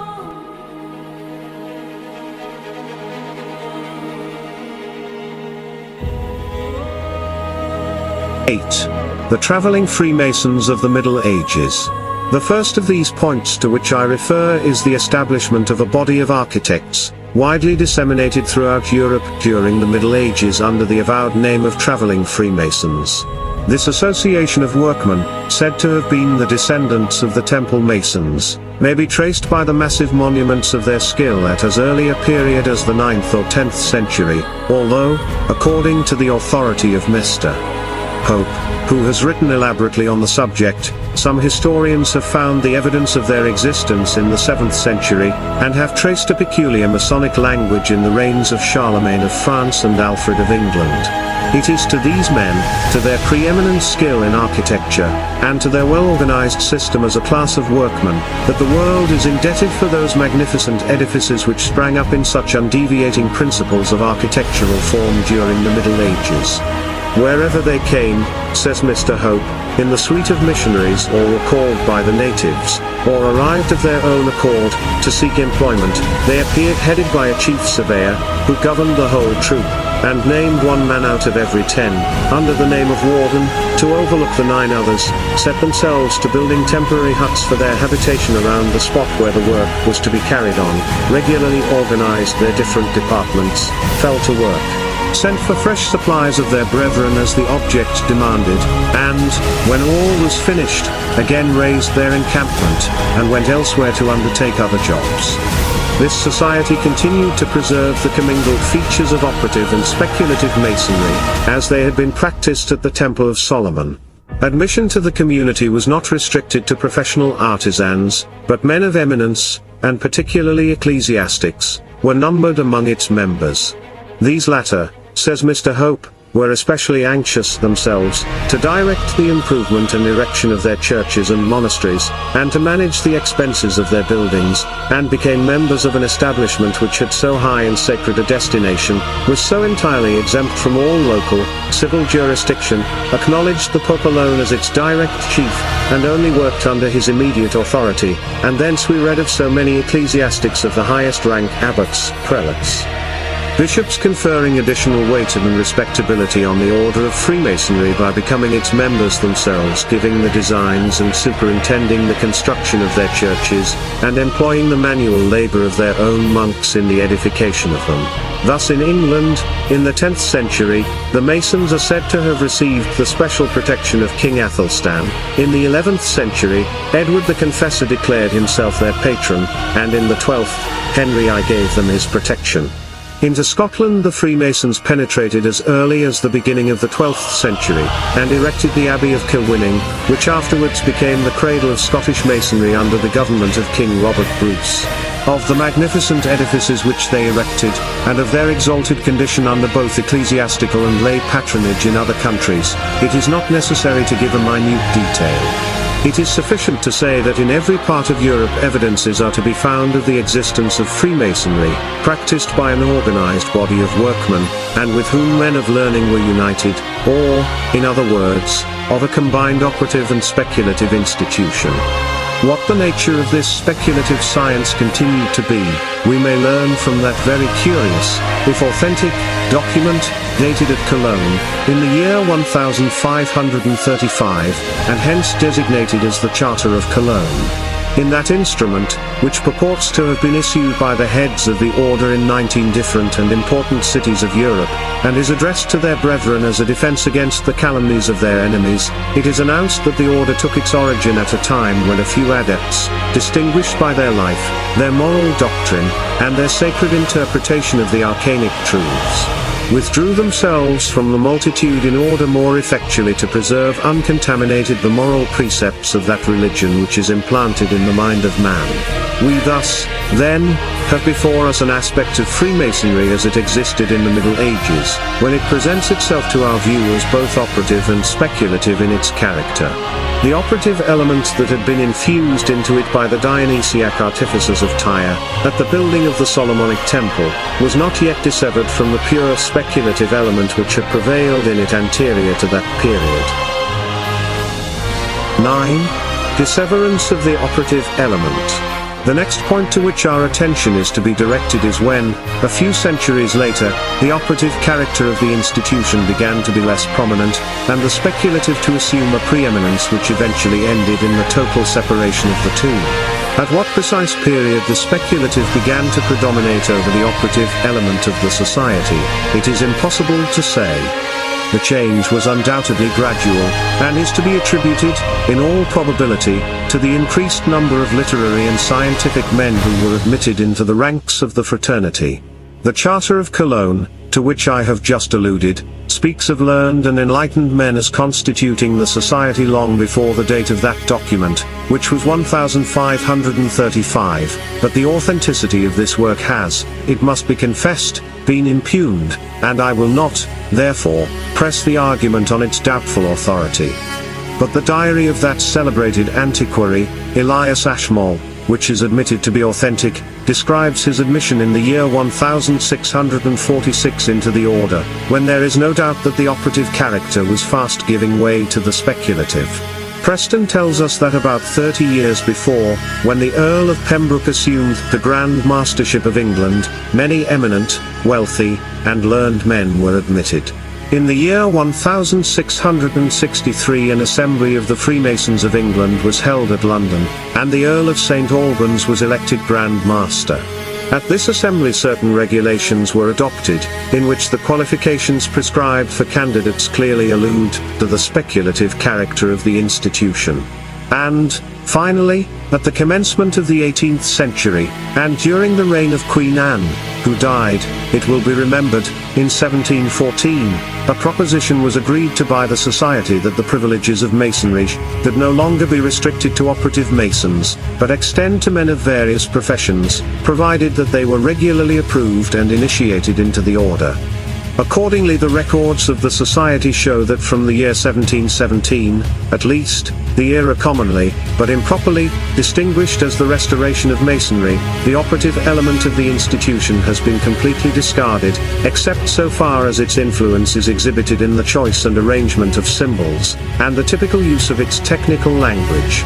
The history of the origin of the order is here concluded, and in briefly recapitulating, I may say that in its first inception, from the time of Noah to the building of the Temple of Solomon, it was entirely speculative in its character, that at the construction of that edifice, an operative element was infused into it by the Tyrian builders, that it continued to retain this compound operative and speculative organization until about the middle of the 17th century, when the latter element began to predominate, and finally, that at the commencement of the 18th century, the operative element wholly disappeared, and the Society has ever since presented itself in the character of a simply speculative association. The history that I have thus briefly sketched, will elicit from every reflecting mind at least two deductions of some importance to the intelligent Mason. In the first place, we may observe, that ascending, as the institution does, away up the stream of time, almost to the very fountains of history, for its source, it comes down to us, at this day, with so venerable an appearance of antiquity, that for that cause and on that claim alone it demands the respect of the world. It is no recent invention of human genius, whose vitality has yet to be tested by the wear and tear of time and opposition, and no sudden growth of short-lived enthusiasm, whose existence may be as ephemeral, as its birth was recent.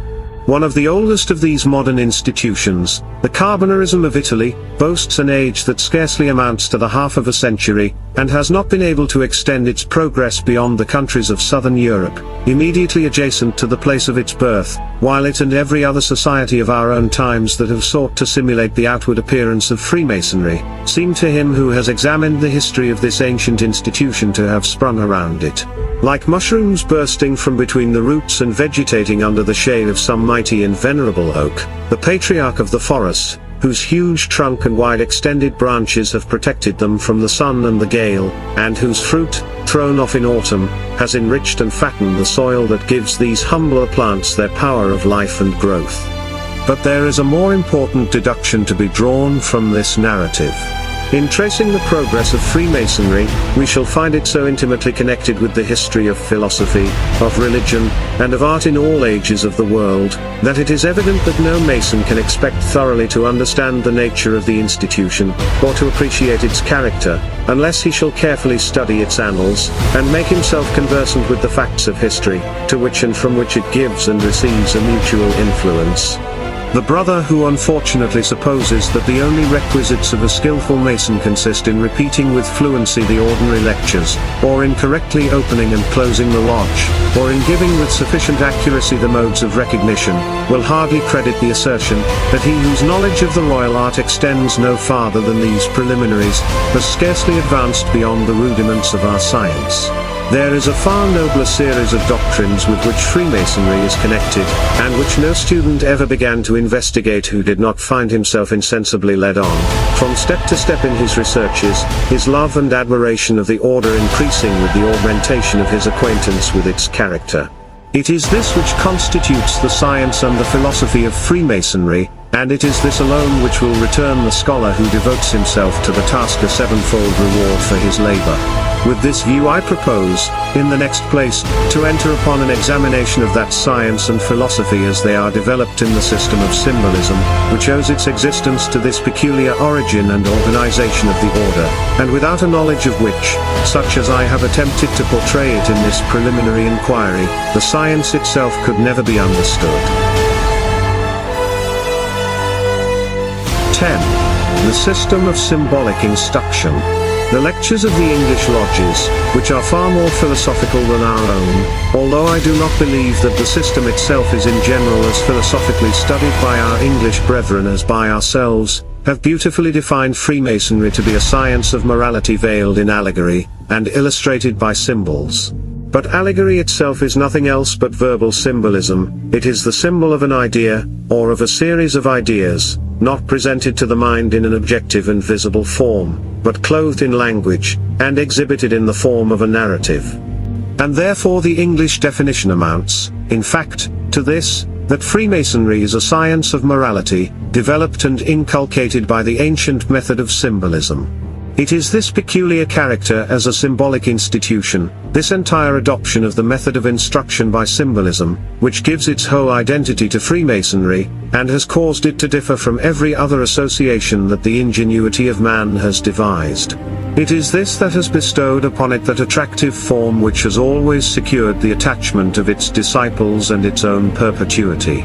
The Roman Catholic Church is, perhaps, the only contemporaneous institution which continues to cultivate, in any degree, the beautiful system of symbolism. But that which, in the Catholic Church, is, in a great measure, incidental, and the fruit of development, is, in Freemasonry, the very life blood and soul of the institution, born with it at its birth, or, rather, the germ from which the tree has sprung, and still giving it support, nourishment, and even existence.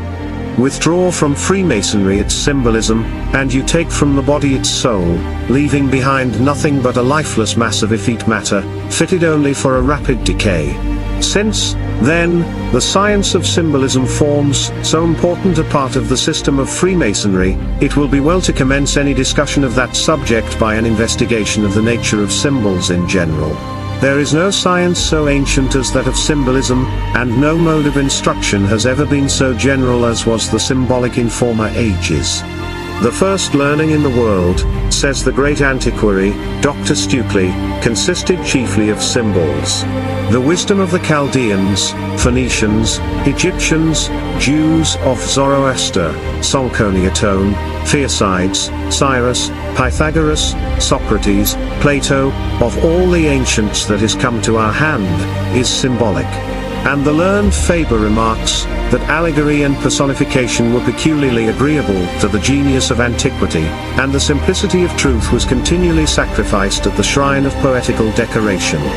In fact, man's earliest instruction was by symbols. The objective character of a symbol is best calculated to be grasped by the infant mind, whether the infancy of that mind be considered nationally or individually. And hence, in the first ages of the world, in its infancy, all propositions, theological, political, or scientific, were expressed in the form of symbols. Thus the first religions were eminently symbolical, because, as that great philosophical historian, Grote, has remarked, at a time when language was yet in its infancy, visible symbols were the most vivid means of acting upon the minds of ignorant hearers. Again, children receive their elementary teaching in symbols. A was an archer. What is this but symbolism? The archer becomes to the infant mind the symbol of the letter A, just as, in afterlife, the letter becomes, to the more advanced mind, the symbol of a certain sound of the human voice. The first lesson received by a child in acquiring his alphabet, is thus conveyed by symbolism.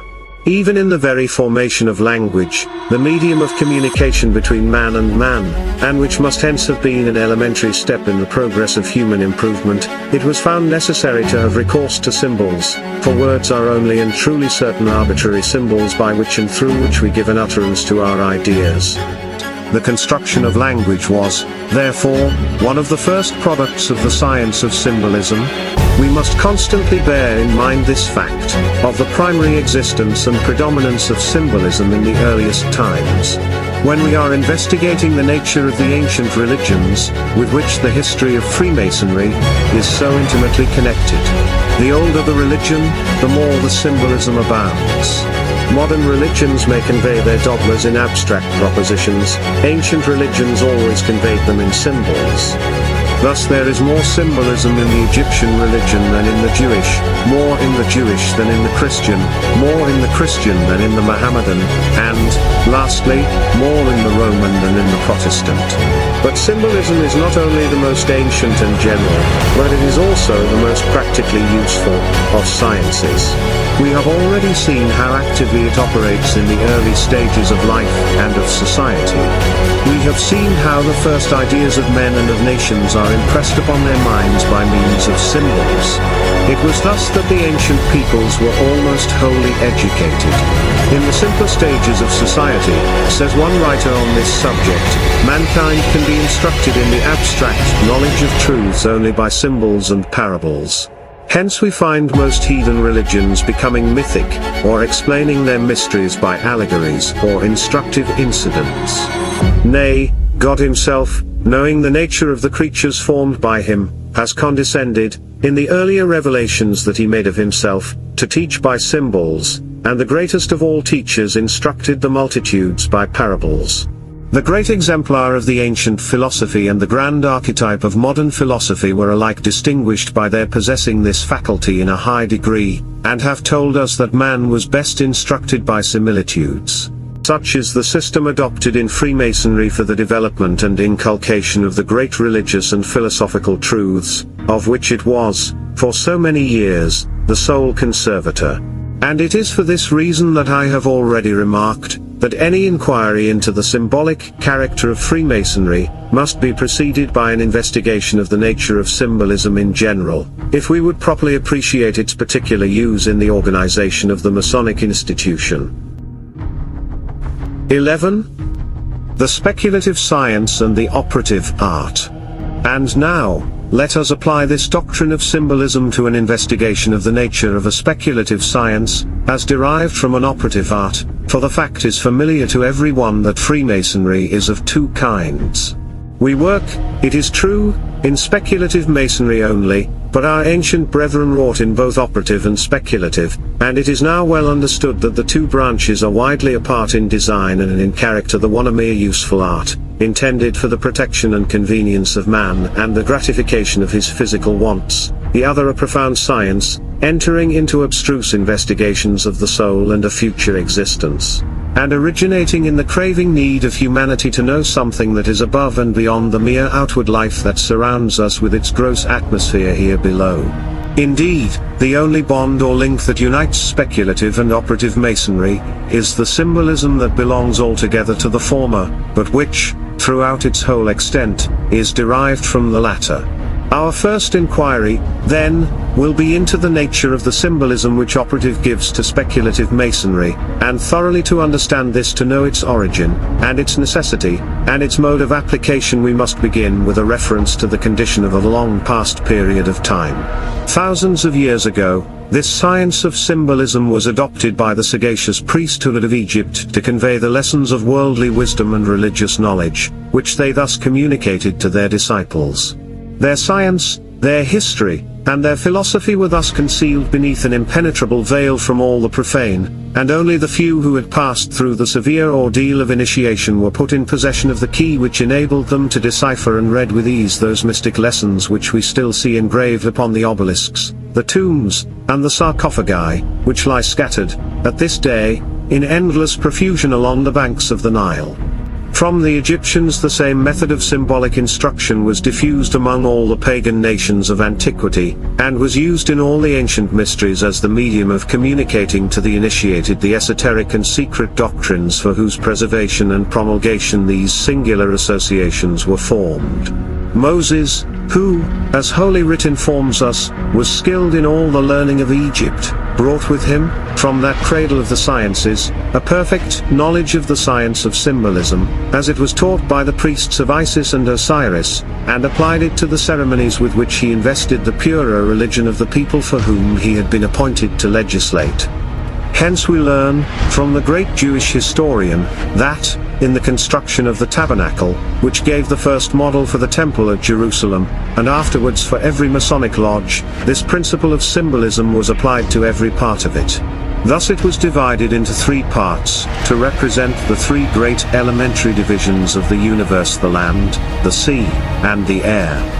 The first two, or exterior portions, which were accessible to the priests and the people, were symbolic of the land and the sea, which all men might inhabit, while the third, or interior division, the Holy of Holies, whose threshold no mortal dared to cross, and which was peculiarly consecrated to God, was emblematic of heaven, his dwelling place. The veils, too, according to Josephus, were intended for symbolic instruction in their color and their materials. Collectively, they represented the four elements of the universe, and, in passing, it may be observed that this notion of symbolizing the universe characterized all the ancient systems, both the true and the false, and that the remains of the principle are to be found everywhere, even at this day, pervading Masonry, which is but a development of these systems. In the four veils of the tabernacle, the white or fine linen signified the earth, from which flax was produced, the scarlet signified fire, appropriately represented by its flaming color, the purple typified the sea, in allusion to the shellfish murex, from which the tint was obtained, and the blue, the color of the firmament, was emblematic of air. It is not necessary to enter into a detail of the whole system of religious symbolism, as developed in the Mosaic ritual. It was but an application of the same principles of instruction, that pervaded all the surrounding Gentile nations, to the inculcation of truth. The very idea of the ark itself was borrowed, as the discoveries of the modern Egyptologists have shown us, from the banks of the Nile, and the breastplate of the high priest, with its Urim and Thummim, was indebted for its origin to a similar ornament worn by the Egyptian judge. The system was the same, in its application, only did it differ. With the tabernacle of Moses, the temple of King Solomon is closely connected, the one was the archetype of the other. Now, it is at the building of that temple that we must place the origin of Freemasonry in its present organization, not that the system did not exist before, but that the union of its operative and speculative character, and the mutual dependence of one upon the other, were there first established. At the construction of this stupendous edifice, stupendous, not in magnitude, for many a parish church has since excelled it in size, but stupendous in the wealth and magnificence of its ornaments, the wise King of Israel, with all that sagacity for which he was so eminently distinguished, and aided and counselled by the Gentile experience of the King of Tyre, and that immortal architect who superintended his workmen, saw at once the excellence and beauty of this method of inculcating moral and religious truth, and gave, therefore, the impulse to that symbolic reference of material things to a spiritual sense, which has ever since distinguished the institution of which he was the founder. If I deemed it necessary to substantiate the truth of the assertion that the mind of King Solomon was eminently symbolic in its propensities, I might easily refer to his writings, filled as they are to profusion with tropes and figures.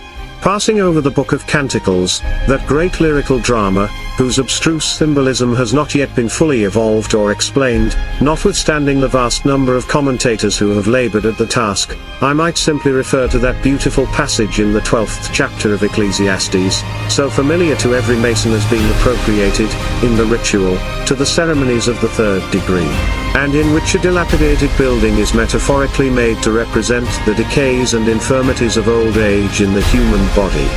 This brief but eloquent description is itself an embodiment of much of our Masonic symbolism, both as to the mode and the subject matter.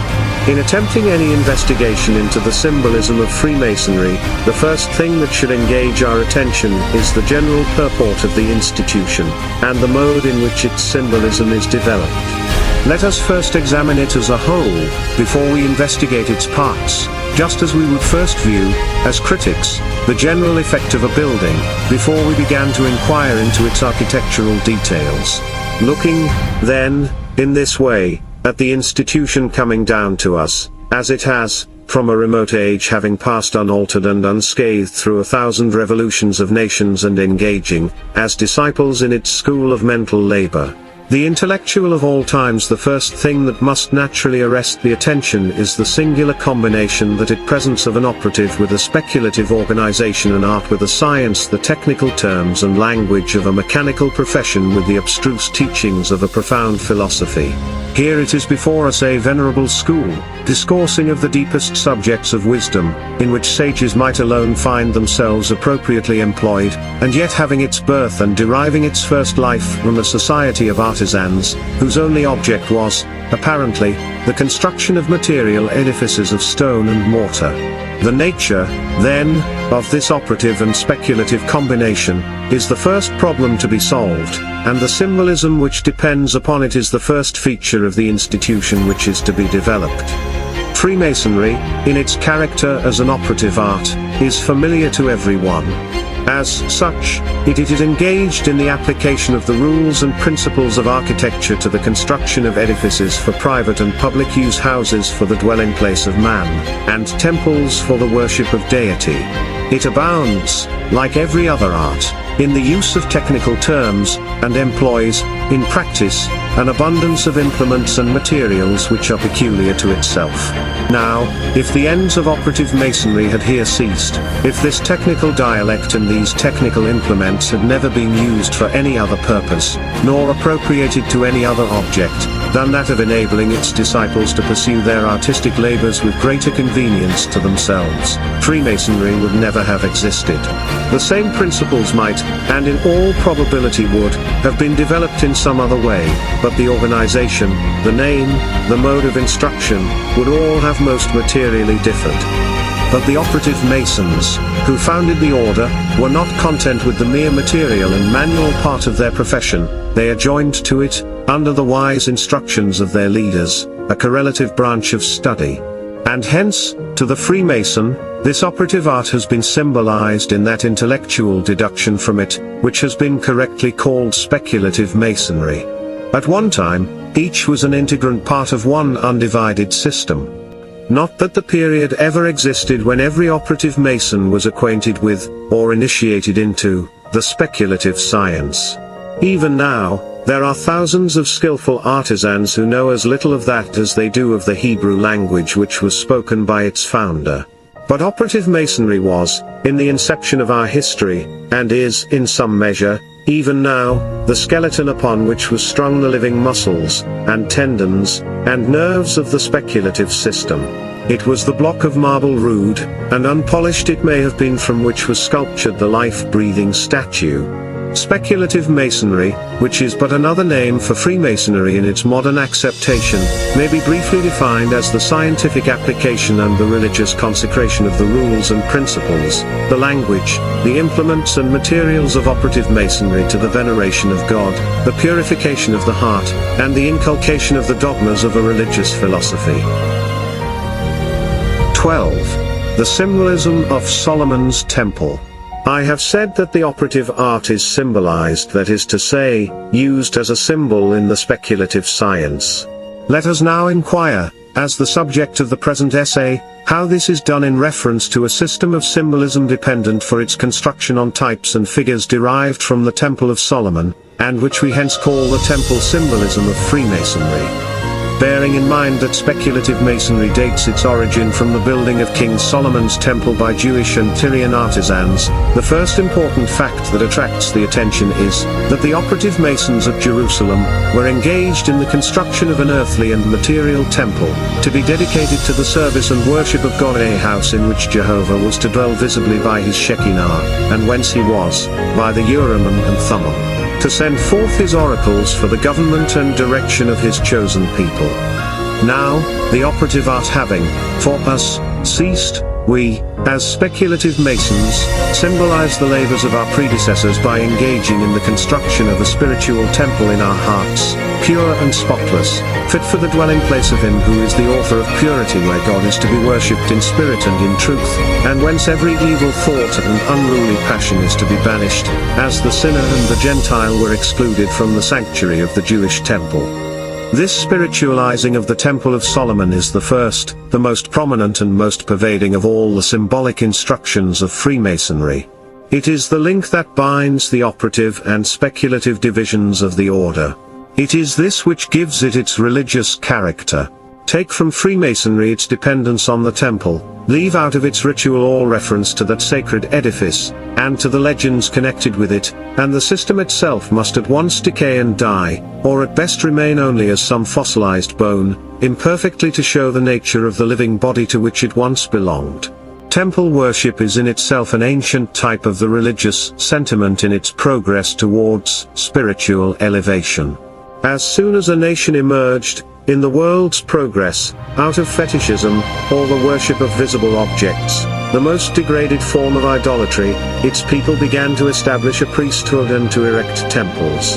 The Scandinavians, the Celts, the Egyptians, and the Greeks, however much they may have differed in the ritual and the objects of their polytheistic worship, all were possessed of priests and temples. The Jews first constructed their tabernacle, or portable temple, and then, when time and opportunity permitted, transferred their monotheistic worship to that more permanent edifice which is now the subject of our contemplation.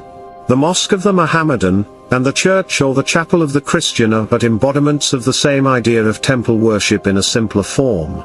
The adaptation, therefore, of the material temple to a science of symbolism would be an easy, and by no means a novel task, to both the Jewish and the Tyrian mind.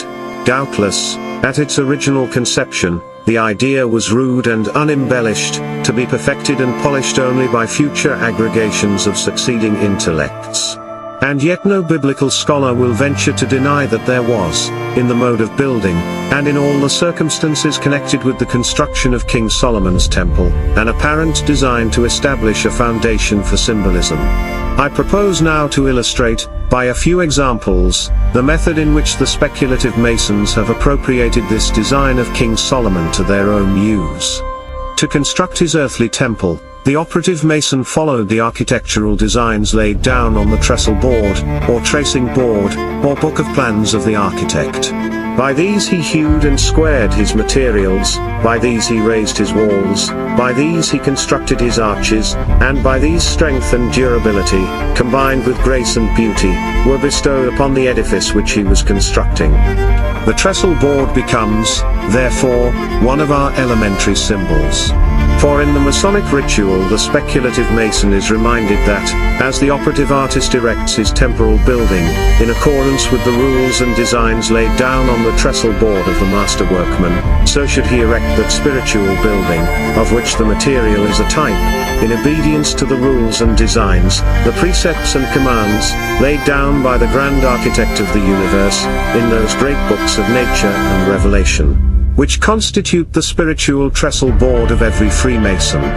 The trestle board is, then, the symbol of the natural and moral law. Like every other symbol of the order, it is universal and tolerant in its application, and while, as Christian Masons, we cling with unfaltering integrity to that explanation which makes the scriptures of both dispensations our trestle board, we permit our Jewish and Mohammedan brethren to content themselves with the books of the Old Testament, or the Quran. Masonry does not interfere with the peculiar form or development of anyone's religious faith. All that it asks is, that the interpretation of the symbol shall be according to what each one supposes to be the revealed will of his Creator. But so rigidly exacting is it that the symbol shall be preserved, and, in some rational way, interpreted, that it peremptorily excludes the atheist from its communion, because, believing in no supreme being, no divine architect, he must necessarily be without a spiritual trestle board on which the designs of that being may be inscribed for his direction. But the operative Mason required materials wherewith to construct his temple. There was, for instance, the rough ashlar, the stone in its rude and natural state, unformed and unpolished, as it had been lying in the quarries of Tyre from the foundation of the earth. This stone was to be hewed and squared, to be fitted and adjusted, by simple, but appropriate implements, until it became a perfect ashlar, or well-finished stone, ready to take its destined place in the building. Here, then, again, in these materials do we find other elementary symbols. The rough and unpolished stone is a symbol of man's natural state, ignorant, uncultivated, and, as the Roman historian expresses it, groveling to the earth, like the beasts of the field, and obedient to every sordid appetite. But when education has exerted its salutary influences in expanding his intellect, in restraining his hitherto unruly passions, and purifying his life, he is then represented by the perfect ashlar, or finished stone, which, under the skillful hands of the workman, has been smoothed, and squared, and fitted for its appropriate place in the building. Here an interesting circumstance in the history of the preparation of these materials has been seized and beautifully appropriated by our symbolic science. We learn from the account of the temple, contained in the first book of Kings, that the house, when it was in building, was built of stone, made ready before it was brought thither, so that there was neither hammer nor axe, nor any tool of iron, heard in the house while it was in building. Now, this mode of construction, undoubtedly adopted to avoid confusion and discord among so many thousand workmen, has been selected as an elementary symbol of concord and harmony, virtues which are not more essential to the preservation and perpetuity of our own society than they are to that of every human association. The perfect ashlar, therefore, the stone thus fitted for its appropriate position in the temple, becomes not only a symbol of human perfection, in itself, of course, only a comparative term, but also, when we refer to the mode in which it was prepared, of that species of perfection which results from the concord and union of men in society. It is, in fact, a symbol of the social character of the institution. There are other elementary symbols, to which I may hereafter have occasion to revert. The three, however, already described, the rough ashlar, the perfect ashlar, and the trestle board, and which, from their importance, have received the name of jewels, will be sufficient to give some idea of the nature of what may be called the symbolic alphabet of Masonry. Let us now proceed to a brief consideration of the method in which this alphabet of the science is applied to the more elevated and abstruser portions of the system, and which, as the temple constitutes its most important type, I have chosen to call the temple symbolism of Masonry. Both scripture and tradition inform us that, at the building of King Solomon's temple, the masons were divided into different classes, each engaged in different tasks. We learn, from the second book of Chronicles, that these classes were the bearers of burdens, the hewers of stones, and the overseers, called by the old Masonic writers the Ish Sable, the Ish Kotzeb, and the Menitskim. Now, without pretending to say that the modern institution has preserved precisely the same system of regulations as that which was observed at the temple, we shall certainly find a similarity in these divisions to the apprentices, fellow crafts and master masons of our own day. At all events, the three divisions made by King Solomon, in the workmen at Jerusalem, have been adopted as the types of the 3 degrees now practiced in speculative masonry, and as such we are, therefore, to consider them. The mode in which these 3 divisions of workmen labored in constructing the temple, has been beautifully symbolized in speculative masonry, and constitutes an important and interesting part of temple symbolism. Thus we know, from our own experience among modern workmen, who still pursue the same method, as well as from the traditions of the order, that the implements used in the quarries were few and simple, the work there requiring necessarily, indeed, but 2 tools, namely, the 24-inch gauge, or 2-foot rule, and the common gavel, or stonecutter's hammer. With the former implement, the operative mason took the necessary dimensions of the stone he was about to prepare, and with the latter, by repeated blows, skillfully applied, he broke off every unnecessary protuberance, and rendered it smooth and square, and fit to take its place in the building. And thus, in the first degree of speculative masonry, the entered apprentice receives these simple implements, as the emblematic working tools of his profession, with their appropriate symbolical instruction. To the operative mason their mechanical and practical use alone is signified, and nothing more of value does their presence convey to his mind.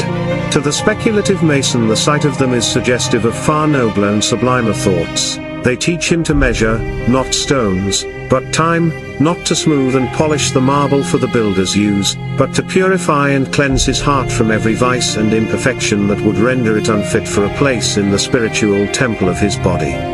In the symbolic alphabet of Freemasonry, therefore, the 24-inch gauge is a symbol of time well employed, the common gavel, of the purification of the heart. Here we may pause for a moment to refer to one of the coincidences between Freemasonry and those mysteries which formed so important a part of the ancient religions, and which coincidences have led the writers on this subject to the formation of a well-supported theory that there was a common connection between them. The coincidence to which I at present allude is this: in all these mysteries the incipient ceremony of initiation, the first step taken by the candidate, was illustration or purification. The aspirant was not permitted to enter the sacred vestibule, or take any part in the secret formula of initiation, until, by water or by fire, he was emblematically purified from the corruptions of the world which he was about to leave behind.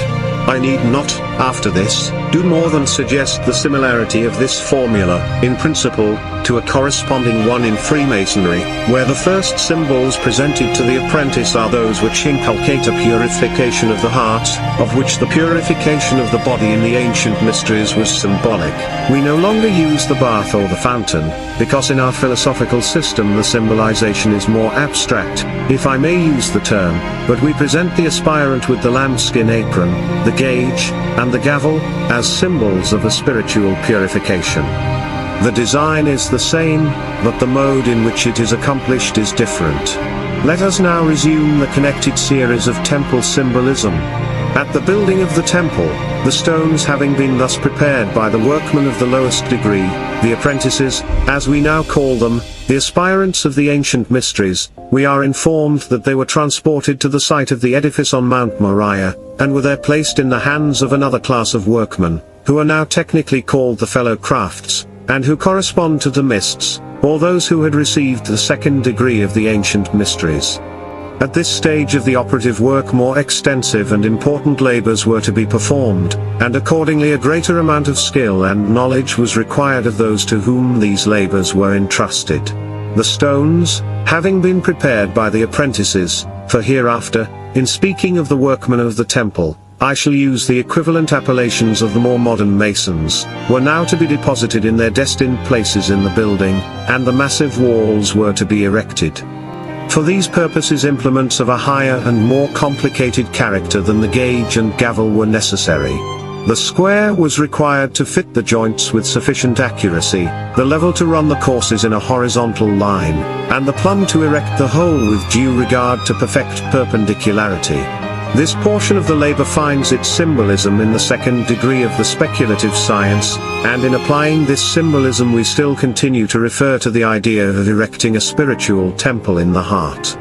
The necessary preparations, then, having been made in the first degree, the lessons having been received by which the aspirant is taught to commence the labor of life with the purification of the heart, as a fellow craft he continues the task by cultivating those virtues which give form and impression to the character, as well adapted stones give shape and stability to the building.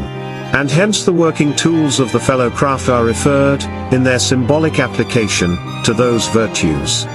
In the alphabet of symbolism, we find the square, the level, and the plumb appropriated to this second degree. The square is a symbol denoting morality. It teaches us to apply the unerring principles of moral science to every action of our lives, to see that all the motives and results of our conduct shall coincide with the dictates of divine justice, and that all our thoughts, words, and deeds shall harmoniously conspire, like the well-adjusted and rightly squared joints of an edifice, to produce a smooth, unbroken life of virtue. The plumb is a symbol of rectitude of conduct, and inculcates that integrity of life and undeviating course of moral uprightness which can alone distinguish the good and just man. As the operative workman erects his temporal building with strict observance of that plumb line, which will not permit him to deviate a hair's breadth to the right or to the left, so the speculative mason, guided by the unerring principles of right and truth inculcated in the symbolic teachings of the same implement, is steadfast in the pursuit of truth, neither bending beneath the frowns of adversity nor yielding to the seductions of prosperity. The level, the last of the three working tools of the operative craftsman, is a symbol of equality of station. Not that equality of civil or social position which is to be found only in the vain dreams of the anarchist or the utopian, but that great moral and physical equality which affects the whole human race as the children of one common Father, who causes his sun to shine and his rain to fall on all alike, and who has so appointed the universal lot of humanity, that death, the leveller of all human greatness, is made to visit with equal pace the prince's palace and the peasant's hut. Here, then, we have 3 more signs or hieroglyphics added to our alphabet of symbolism. Others there are in this degree, but they belong to a higher grade of interpretation, and cannot be appropriately discussed in an essay on temple symbolism only. We now reach the 3rd degree, the master masons of the modern science, and the epopts, or beholders of the sacred things in the ancient mysteries. In the 3rd degree the symbolic allusions to the Temple of Solomon, and the implements of masonry employed in its construction, are extended and fully completed. At the building of that edifice, we have already seen that one class of the workmen was employed in the preparation of the materials, while another was engaged in placing those materials in their proper position.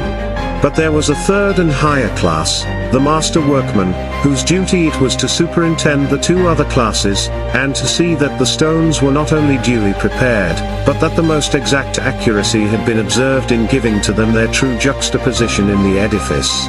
It was then only that the last and finishing labor was performed, and the cement was applied by these skillful workmen, to secure the materials in their appropriate places, and to unite the building in one enduring and connected mass. Hence the trowel, we are informed, was the most important, though of course not the only, implement in use among the master builders. They did not permit this last, indelible operation to be performed by any hands less skillful than their own. They required that the craftsman should prove the correctness of their work by the square, level, and plumb, and test, by these unerring instruments, the accuracy of their joints, and, when satisfied of the just arrangement of every part, the cement, which was to give an unchangeable union to the whole, was then applied by themselves. Hence, in speculative masonry, the trowel has been assigned to the 3rd degree as its proper implement, and the symbolic meaning which accompanies it has a strict and beautiful reference to the purposes for which it was used in the ancient temple, for as it was there employed to spread the cement which united the building in one common mass, so is it selected as the symbol of brotherly love, that cement whose object is to unite our mystic association in one sacred and harmonious band of brethren. Here, then, we perceive the first, or, as I have already called it, the elementary form of our symbolism, the adaptation of the terms, and implements, and processes of an operative art to a speculative science. The temple is now completed. The stones having been hewed, squared, and numbered in the quarries by the apprentices, having been properly adjusted by the craftsmen, and finally secured in their appropriate places, with the strongest and purest cement, by the master builders, the Temple of King Solomon presented, in its finished condition, so noble an appearance of sublimity and grandeur as to well deserve to be selected, as it has been, for the type or symbol of that immortal temple of the body, to which Christ significantly and symbolically alluded when he said, "Destroy this temple, and in 3 days I will raise it up." This idea of representing the interior and spiritual man by a material temple is so apposite in all its parts as to have occurred on more than one occasion to the first teachers of Christianity. Christ himself repeatedly alludes to it in other passages, and the eloquent and figurative St. Paul beautifully extends the idea in one of his epistles to the Corinthians, in the following language: "Know ye not that ye are the temple of God, and that the Spirit of God dwelleth in you?" And again, in a subsequent passage of the same epistle, he reiterates the idea in a more positive form: "What? Know ye not that your body is the temple of the Holy Ghost which is in you, which ye have of God, and ye are not your own?" And Dr. Adam Clarke, while commenting on this latter passage, makes the very allusions which have been the topic of discussion in the present essay. "As truly, says he, as the living God dwelt in the Mosaic tabernacle and in the Temple of Solomon, so truly does the Holy Ghost dwell in the souls of genuine Christians, and as the temple and all its utensils were holy, separated from all common and profane uses, and dedicated alone to the service of God, so the bodies of genuine Christians are holy, and should be employed in the service of God alone." The idea, therefore, of making the temple a symbol of the body, is not exclusively Masonic, but the mode of treating the symbolism by a reference to the particular Temple of Solomon, and to the operative art engaged in its construction, is peculiar to Freemasonry. It is this which isolates it from all other similar associations. Having many things in common with the secret societies and religious mysteries of antiquity, in this temple symbolism it differs from them all. 13. The form of the lodge. In the last essay, I treated of that symbolism of the Masonic system, which makes the Temple of Jerusalem the archetype of a lodge, and in which, in consequence, all the symbols are referred to the connection of a speculative science with an operative art.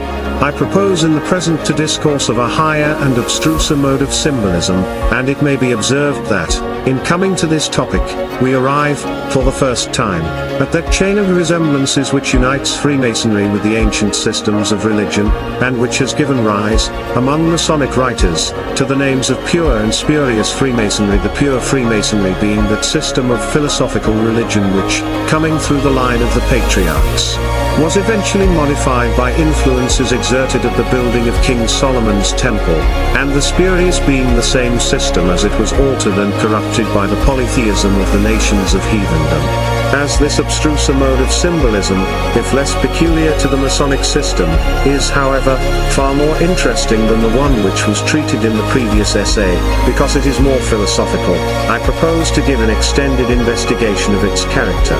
And, in the first place, there is what may be called an elementary view of this abstruser symbolism, which seems almost to be a corollary from what has already been described in the preceding article.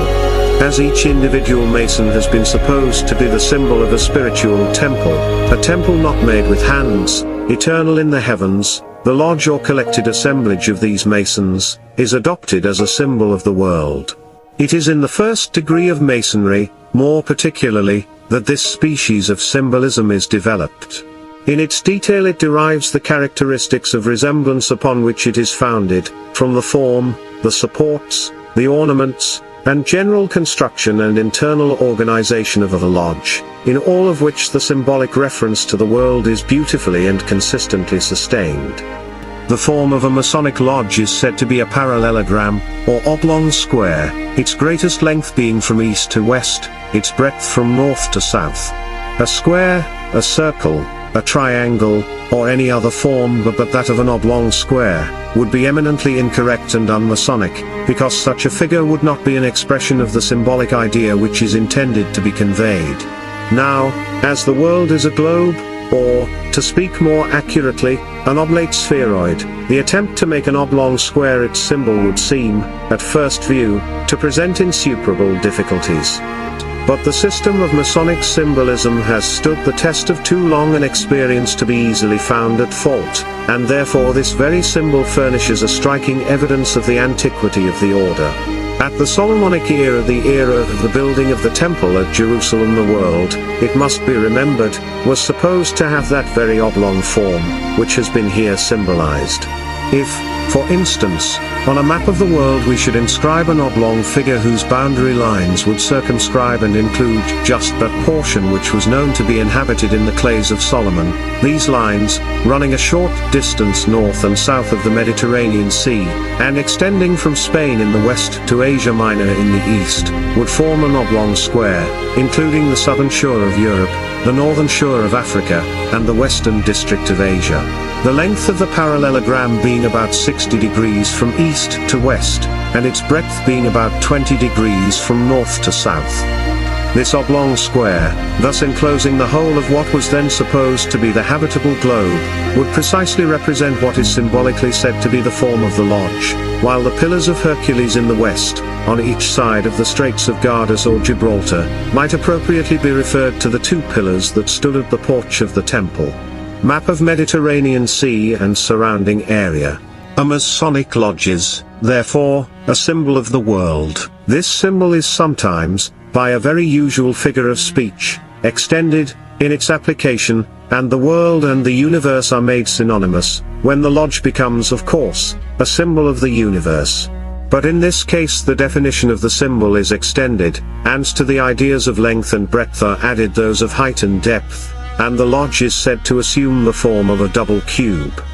The solid contents of the earth below and the expanse of the heavens above will then give the outlines of the cube, and the whole created universe will be included within the symbolic limits of a Mason's lodge. By always remembering that the lodge is the symbol, in its form and extent, of the world, we are enabled, readily and rationally, to explain many other symbols, attached principally to the first degree, and we are enabled to collate and compare them with similar symbols of other kindred institutions of antiquity, for it should be observed that this symbolism of the world, represented by a place of initiation, widely pervaded all the ancient rites and mysteries.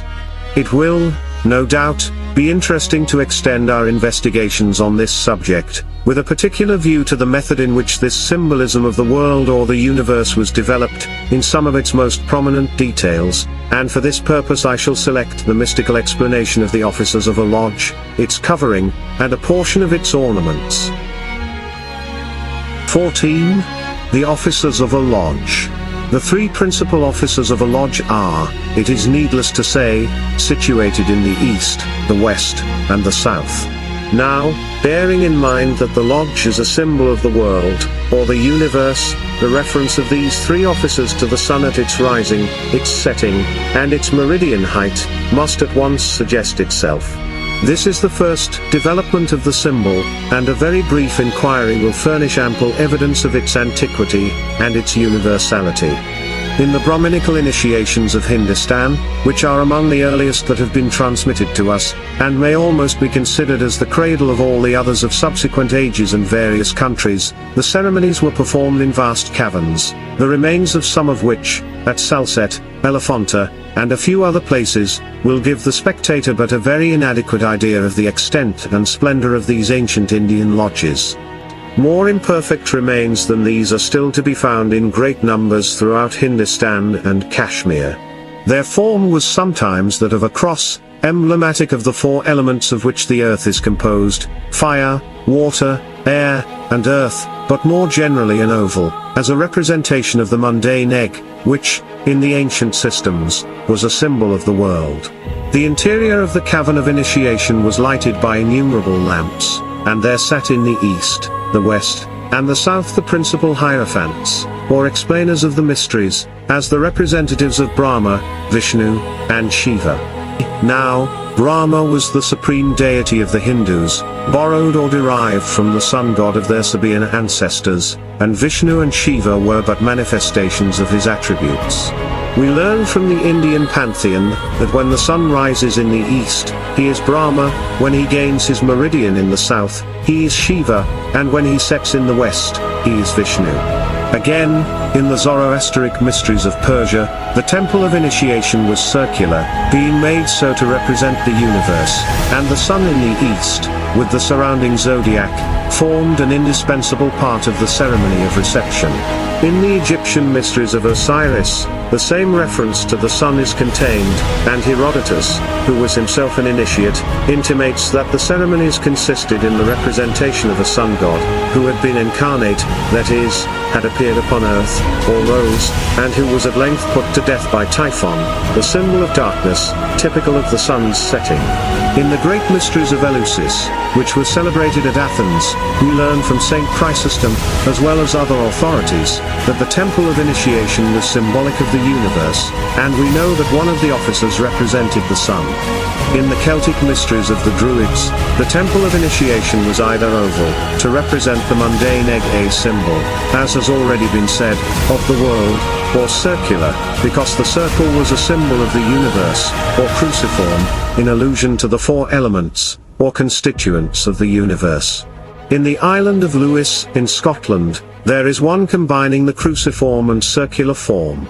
There is a circle, consisting of 12 stones, while 3 more are placed in the east, and as many in the west and south, and 38, in 2 parallel lines, in the north, forming an avenue to the circular temple. In the center of the circle is the image of the god. In the initiations into these rites, the solar deity performed an important part, and the celebrations commenced at daybreak, when the sun was hailed on his appearance above the horizon as the god of victory, the king who rises in light, and ascends the sky. But I need not multiply these instances of sun worship. Every country and religion of the ancient world would afford one. Sufficient has been cited to show the complete coincidence, in reference to the sun, between the symbolism of Freemasonry and that of the ancient rites and mysteries, and to suggest for them a common origin, the sun being always in the former system, from the earliest times of the primitive or patriarchal masonry, considered simply as a manifestation of the wisdom, strength, and beauty of the divine architect, visibly represented by the position of the three principal officers of a lodge. While by the latter, in their degeneration from, and corruption of the true Gnostic faith, it was adopted as the special object of adoration. 15. The point within a circle.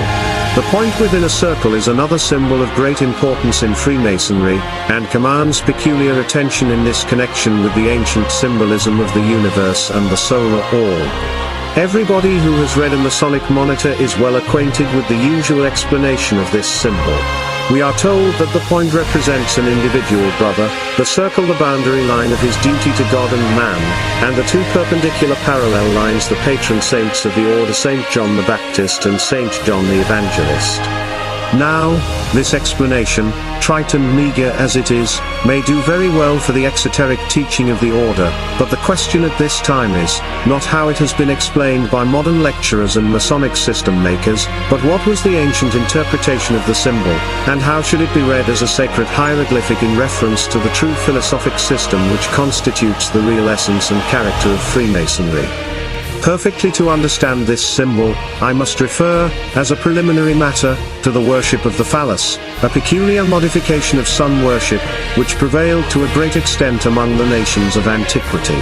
The phallus was a sculptured representation of the membrum virile, or male organ of generation, and the worship of it is said to have originated in Egypt, where, after the murder of Osiris by Typhon, which is symbolically to be explained as the destruction or deprivation of the sun's light by night, Isis, his wife, or the symbol of nature, in the search for his mutilated body, is said to have found all the parts except the organs of generation, which myth is simply symbolic of the fact that the sun having set, its fecundating and invigorating power had ceased.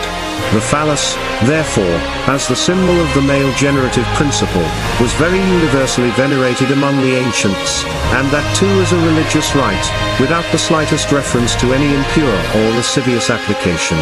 He is supposed, by some commentators, to be the god mentioned under the name of Baal-Peor, in the Book of Numbers, as having been worshipped by the idolatrous Moabites. Among the eastern nations of India the same symbol was prevalent, under the name of lingam. But the phallus or lingam was a representation of the male principle only. To perfect the circle of generation it is necessary to advance one step farther. Accordingly we find in the Kais of the Greeks, and the yoni of the Indians, a symbol of the female generative principle, of coextensive prevalence with the phallus. The Kais was a circular and concave pedestal, or receptacle, on which the phallus or column rested, and from the center of which it sprang. The union of the phallus and Kais, or the lingam and yoni, in one compound figure, as an object of adoration, was the most usual mode of representation. This was in strict accordance with the whole system of ancient mythology, which was founded upon a worship of the prolific powers of nature. All the deities of pagan antiquity, however numerous they may be, can always be reduced to the two different forms of the generative principle, the active, or male, and the passive, or female. Hence the gods were always arranged in pairs, as Jupiter and Juno, Bacchus and Venus, Osiris and Isis. But the ancients went farther. Believing that the procreative and productive powers of nature might be conceived to exist in the same individual, they made the older of their deities hermaphrodite, and used the term epsilon nu omicron theta lambda upsilon sigma, or man-virgin, to denote the union of the two sexes in the same divine person.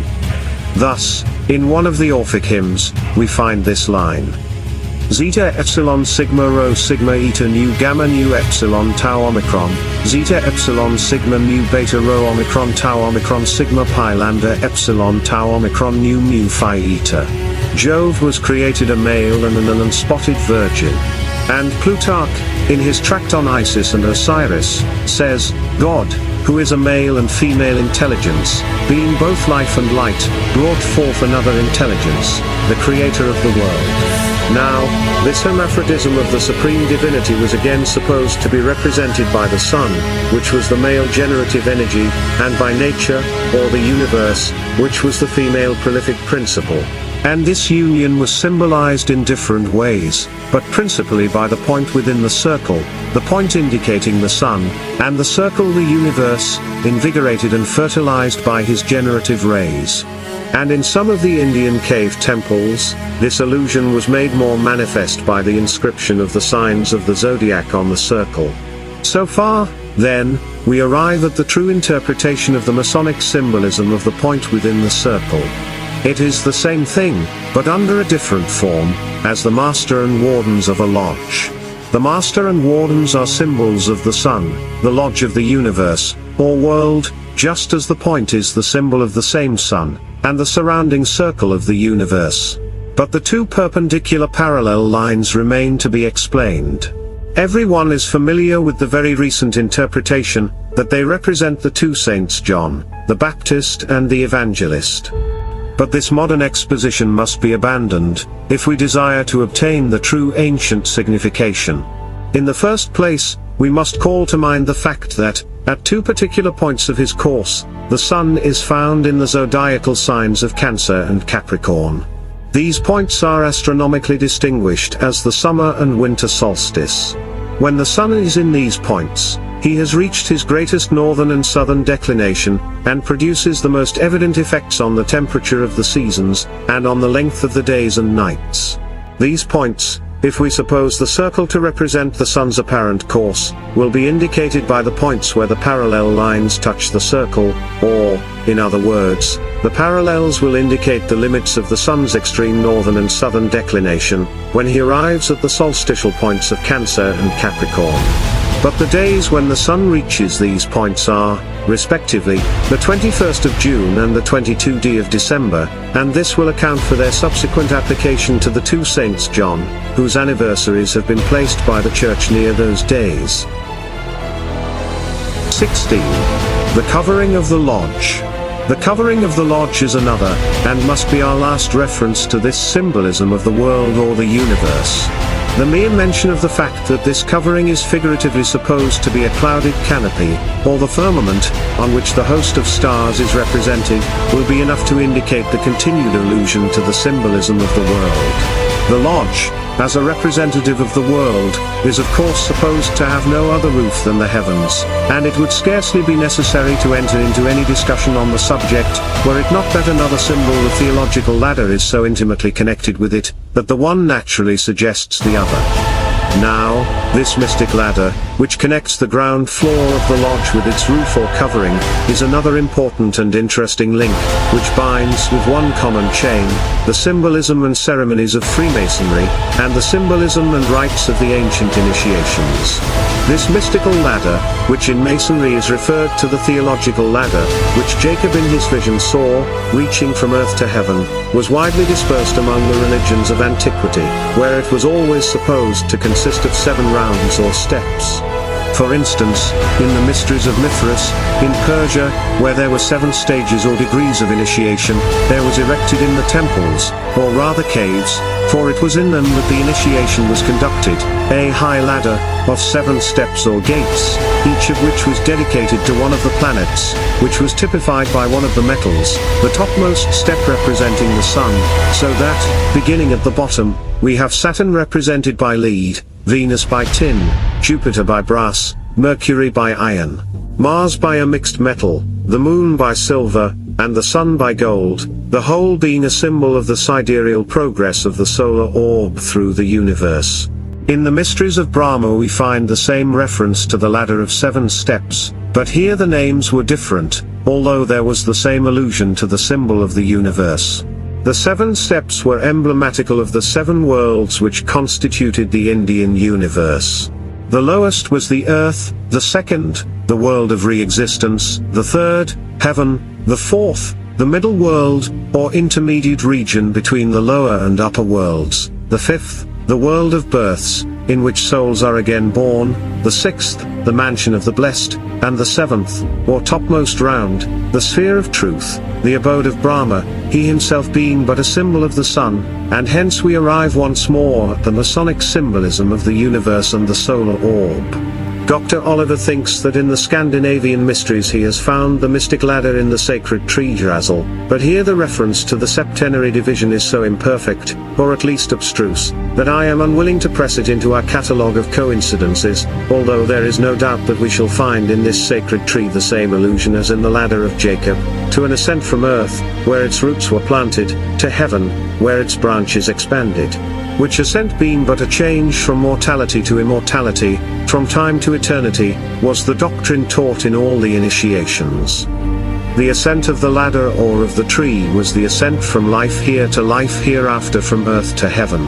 It is unnecessary to carry these parallelisms any farther. Anyone can, however, see in them an undoubted reference to that septenary division which so universally prevailed throughout the ancient world, and the influence of which is still felt even in the common day life and observances of our time. 7 was, among the Hebrews, their perfect number, and hence we see it continually recurring in all their sacred rites. The creation was perfected in 7 days, 7 priests, with 7 trumpets, encompassed the walls of Jericho for 7 days. Noah received 7 days' notice of the commencement of the deluge, and 7 persons accompanied him into the ark, which rested on Mount Ararat on the 7th month. Solomon was 7 years in building the temple, and there are hundreds of other instances of the prominence of this talismanic number, if there were either time or necessity to cite them. Among the Gentiles the same number was equally sacred. Pythagoras called it a venerable number.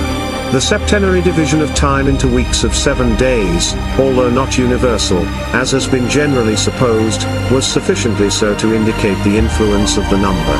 And it is remarkable, as perhaps in some way referring to the 7-stepped ladder which we have been considering, that in the ancient mysteries, as Apuleius informs us, the candidate was 7 times washed in the consecrated waters of ablution. There is, then, an anomaly in giving to the mystical ladder of Masonry only 3 rounds. It is an anomaly, however, with which Masonry has had nothing to do. The error arose from the ignorance of those inventors who first engraved the Masonic symbols for our monitors. The ladder of Masonry, like the equipolant ladders of its kindred institutions, always had 7 steps, although in modern times the 3 principal or upper ones are alone alluded to. These rounds, beginning at the lowest, are temperance, fortitude, prudence, justice, faith, hope, and charity. Charity, therefore, takes the same place in the ladder of Masonic virtues as the sun does in the ladder of planets. In the ladder of metals we find gold, and in that of colors yellow, occupying the same elevated position. Now, St. Paul explains charity as signifying, not almsgiving, which is the modern popular meaning, but love, that love which suffereth long and is kind, and when, in our lectures on this subject, we speak of it as the greatest of virtues, because, when faith is lost and hope has ceased, it extends beyond the grave to realms of endless bliss, we there refer it to the divine love of our Creator. But Portal, in his essay on symbolic colors, informs us that the sun represents divine love, and gold indicates the goodness of God. So that if charity is equivalent to divine love, and divine love is represented by the sun, and lastly, if charity be the topmost round of the Masonic ladder, then again we arrive, as the result of our researches, at the symbol so often already repeated of the solar orb. The natural sun or the spiritual sun, the sun, either as the vivifying principle of animated nature, and therefore the special object of adoration, or as the most prominent instrument of the Creator's benevolence, was ever a leading idea in the symbolism of antiquity. Its prevalence, therefore, in the Masonic institution, is a pregnant evidence of the close analogy existing between it and all these systems. How that analogy was first introduced, and how it is to be explained, without detriment to the purity and truthfulness of our own religious character, would involve a long inquiry into the origin of Freemasonry, and the history of its connection with the ancient systems. These researches might have been extended still farther. Enough, however, has been said to establish the following leading principles. 1. That Freemasonry is, strictly speaking, a science of symbolism. 2. That in this symbolism it bears a striking analogy to the same science, as seen in the mystic rites of the ancient religions. 3. That as in these ancient religions the universe was symbolized to the candidate, and the sun, as its vivifying principle, made the object of his adoration, or at least of his veneration, so, in Masonry, the lodge is made the representative of the world or the universe, and the sun is presented as its most prominent symbol. 4. That this identity of symbolism proves an identity of origin, which identity of origin can be shown to be strictly compatible with the true religious sentiment of Masonry. 5. And fifthly and lastly, that the whole symbolism of Freemasonry has an exclusive reference to what the Kabbalists have called the Algabal, the Master Builder, him, whom Freemasons have designated as the Grand Architect of the universe. 17. Ritualistic symbolism. We have hitherto been engaged in the consideration of these simple symbols, which appear to express one single and independent idea. They have sometimes been called the alphabet of Freemasonry, but improperly, I think, since the letters of the alphabet have, in themselves, unlike these Masonic symbols, no significance, but are simply the component parts of words, themselves the representatives of ideas. These Masonic symbols rather may be compared to the elementary characters of the Chinese language, each of which denotes an idea, or, still better, to the hieroglyphics of the ancient Egyptians, in which one object was represented in full by another which bore some subjective relation to it, as the wind was represented by the wings of a bird, or courage by the head and shoulders of a lion. It is in the same way that in Masonry the plum represents rectitude, the level, human equality, and the trowel, concord or harmony. Each is, in itself, independent, each expresses a single elementary idea.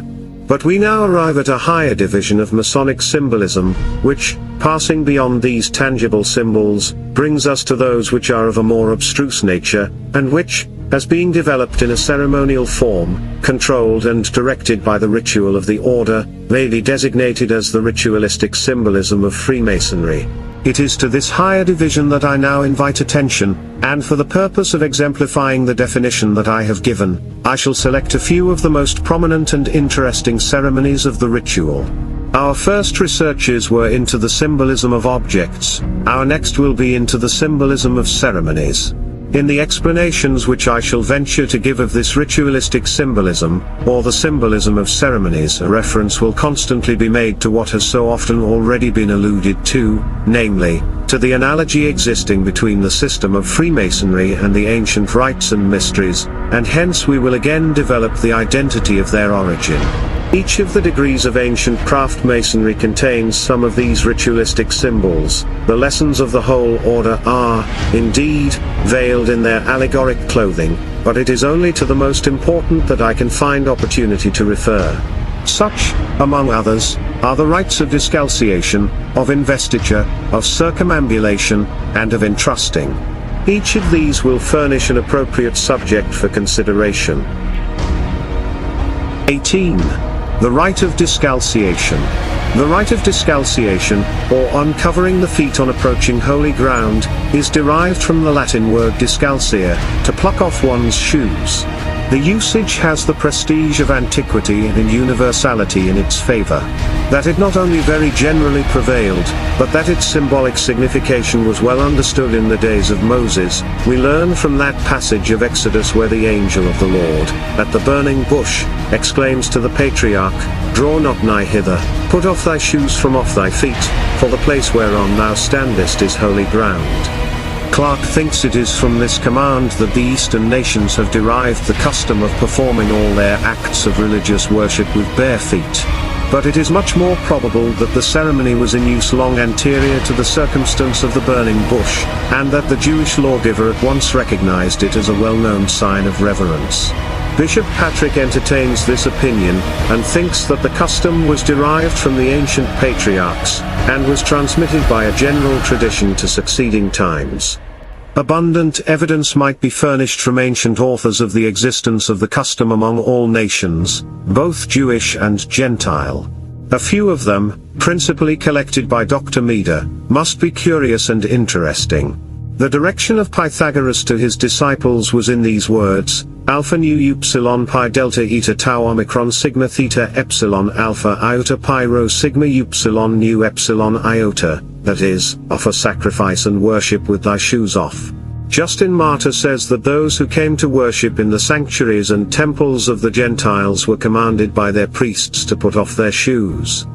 Drusius, in his notes on the book of Joshua, says that among most of the eastern nations it was a pious duty to tread the pavement of the temple with unshod feet. Maimonides, the great expounder of the Jewish law, asserts that it was not lawful for a man to come into the mountain of God's house with his shoes on his feet, or with his staff, or in his working garments, or with dust on his feet.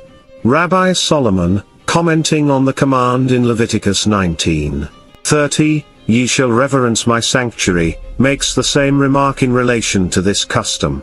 On this subject Dr. Oliver observes, "Now, the act of going with naked feet was always considered a token of humility and reverence, and the priests, in the temple worship, always officiated with feet uncovered, although it was frequently injurious to their health." Meader quotes Zago Zaba, an Ethiopian bishop, who was ambassador from David, king of Abyssinia, to John III, of Portugal, as saying, "We are not permitted to enter the church, except barefooted." The Mohammedans, when about to perform their devotions, always leave their slippers at the door of the mosque. The Druids practiced the same custom whenever they celebrated their sacred rites, and the ancient Peruvians are said always to have left their shoes at the porch when they entered the magnificent temple consecrated to the worship of the sun. Adam Clarke thinks that the custom of worshipping the deity barefooted was so general among all nations of antiquity, that he assigns it as one of his 13 proofs that the whole human race have been derived from one family. The theory might be advanced as follows: the shoes, or sandals, were worn on ordinary occasions as a protection from the defilement of the ground. To continue to wear them, then, in a consecrated place, would be a tacit insinuation that the ground there was equally polluted and capable of producing defilement. But, as the very character of a holy and consecrated spot precludes the idea of any sort of defilement or impurity, the acknowledgement that such was the case was conveyed, symbolically, by divesting the feet of all that protection from pollution and uncleanness which would be necessary in unconsecrated places. So, in modern times, we uncover the head to express the sentiment of esteem and respect. Now, in former days, when there was more violence to be apprehended than now, the casque or helmet afforded an ample protection from any sudden blow of an unexpected adversary. But we can fear no violence from one whom we esteem and respect, and, therefore, to deprive the head of its accustomed protection, is to give an evidence of our unlimited confidence in the person to whom the gesture is made. The rite of discalciation is, therefore, a symbol of reverence. It signifies, in the language of symbolism, that the spot which is about to be approached in this humble and reverential manner is consecrated to some holy purpose. Now, as to all that has been said, the intelligent Mason will at once see its application to the third degree. Of all the degrees of Masonry, this is by far the most important and sublime. The solemn lessons which it teaches, the sacred scene which it represents, and the impressive ceremonies with which it is conducted, are all calculated to inspire the mind with feelings of awe and reverence. Into the Holy of Holies of the temple, when the Ark of the Covenant had been deposited in its appropriate place, and the Shekinah was hovering over it, the high priest alone, and on one day only in the whole year, was permitted, after the most careful purification, to enter with bare feet, and to pronounce, with fearful veneration, the Tetragrammaton, or omnific word. and into the Master Mason's Lodge, this holy of holies of the Masonic Temple, where the solemn truths of death and immortality are inculcated. The aspirant, on entering, should purify his heart from every contamination, and remember, with a due sense of their symbolic application, those words that once broke upon the astonished ears of the old patriarch: "Put off thy shoes from off thy feet, for the place whereon thou standest is holy ground." 19. The rite of investiture. Another ritualistic symbolism, of still more importance and interest, is the rite of investiture. The rite of investiture, called, in the colloquially technical language of the order, the ceremony of clothing, brings us at once to the consideration of that well-known symbol of Freemasonry, the lambskin apron. This rite of investiture, or the placing upon the aspirant some garment, as an indication of his appropriate preparation for the ceremonies in which he was about to engage, prevailed in all the ancient initiations. A few of them only it will be requisite to consider. Thus in the Levitical economy of the Israelites, the priests always wore the abnet, or linen apron, or girdle, as a part of the investiture of the priesthood. This, with the other garments, was to be worn, as the text expresses it, for glory and for beauty, or, as it has been explained by a learned commentator, as emblematical of that holiness and purity which ever characterize the divine nature, and the worship which is worthy of him. In the Persian mysteries of Mithras, the candidate, having first received light, was invested with a girdle, a crown or mitre, a purple tunic, and, lastly, a white apron. In the initiations practiced in Hindustan, in the ceremony of investiture was substituted the sash, or sacred zenar, consisting of a cord, composed of 9 threads twisted into a knot at the end, and hanging from the left shoulder to the right hip. This was, perhaps, the type of the Masonic scarf, which is, or ought to be, always worn in the same position. The Jewish sect of the Essenes, who approached nearer than any other secret institution of antiquity to Freemasonry in their organization, always invested their novices with a white robe. And, lastly, in the Scandinavian rites, where the military genius of the people had introduced a warlike species of initiation, instead of the apron we find the candidate receiving a white shield, which was, however, always presented with the accompaniment of some symbolic instruction, not very dissimilar to that which is connected with the Masonic apron. In all these modes of investiture, no matter what was the material or the form, the symbolic signification intended to be conveyed was that of purity. And hence, in Freemasonry, the same symbolism is communicated by the apron, which, because it is the first gift which the aspirant receives, the first symbol in which he is instructed, has been called the badge of a Mason. And most appropriately has it been so called, for, whatever may be the future advancement of the candidate in the royal art, into whatever deeper arcana his devotion to the mystic institution or his thirst for knowledge may carry him, with the apron his first investiture he never parts. Changing perhaps, its form and its decorations, and conveying at each step some new and beautiful illusion, its substance is still there, and it continues to claim the honorable title by which it was first made known to him on the night of his initiation. The apron derives its significance, as the symbol of purity, from 2 sources: from its color and from its material. In each of these points of view it is, then, to be considered, before its symbolism can be properly appreciated. And, first, the color of the apron must be an unspotted white. This color has, in all ages, been esteemed an emblem of innocence and purity. It was with reference to this symbolism that a portion of the vestments of the Jewish priesthood was directed to be made white. And hence Aaron was commanded, when he entered into the Holy of Holies to make an expiation for the sins of the people, to appear clothed in white linen, with his linen apron, or girdle, about his loins. It is worthy of remark that the Hebrew word Laban, which signifies to make white, denotes also to purify, and hence we find, throughout the scriptures, many allusions to that color as an emblem of purity. Though thy sins be as scarlet, says Isaiah, they shall be white as snow, and Jeremiah, in describing the once innocent condition of Zion, says, her Nazarites were purer than snow, they were whiter than milk. In the Apocalypse, a white stone was the reward promised by the Spirit to those who overcame, and in the same mystical book the apostle is instructed to say, that fine linen, clean and white, is the righteousness of the saints. In the early ages of the Christian Church, a white garment was always placed upon the catechumen, who had been recently baptized, to denote that he had been cleansed from his former sins, and was thenceforth to lead a life of innocence and purity. Hence it was presented to him with this appropriate charge: receive the white and undefiled garment, and produce it unspotted before the tribunal of our Lord Jesus Christ, that you may obtain immortal life. The white alb still constitutes a part of the vestments of the Roman Church, and its color is said by Bishop England to excite to piety by teaching us the purity of heart and body which we should possess in being present at the holy mysteries. The heathens paid the same attention to the symbolic signification of this color. The Egyptians, for instance, decorated the head of their principal deity, Osiris, with a white tiara, and the priests wore robes of the whitest linen. In the school of Pythagoras, the sacred hymns were chanted by the disciples clothed in garments of white. The Druids gave white vestments to those of their initiates who had arrived at the ultimate degree, or that of perfection.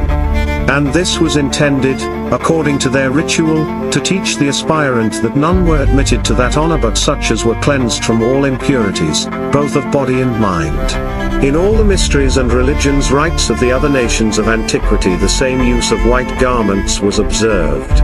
Portal, in his treatise on symbolic colors, says that white, the symbol of the divinity and of the priesthood, represents divine wisdom.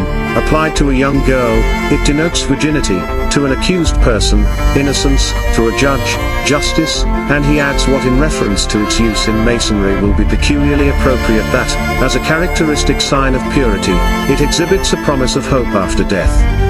We see, therefore, the propriety of adopting this color in the Masonic system as a symbol of purity. This symbolism pervades the whole of the ritual, from the lowest to the highest degree, wherever white vestments or white decorations are used. As to the material of the apron, this is imperatively required to be of lamb's skin.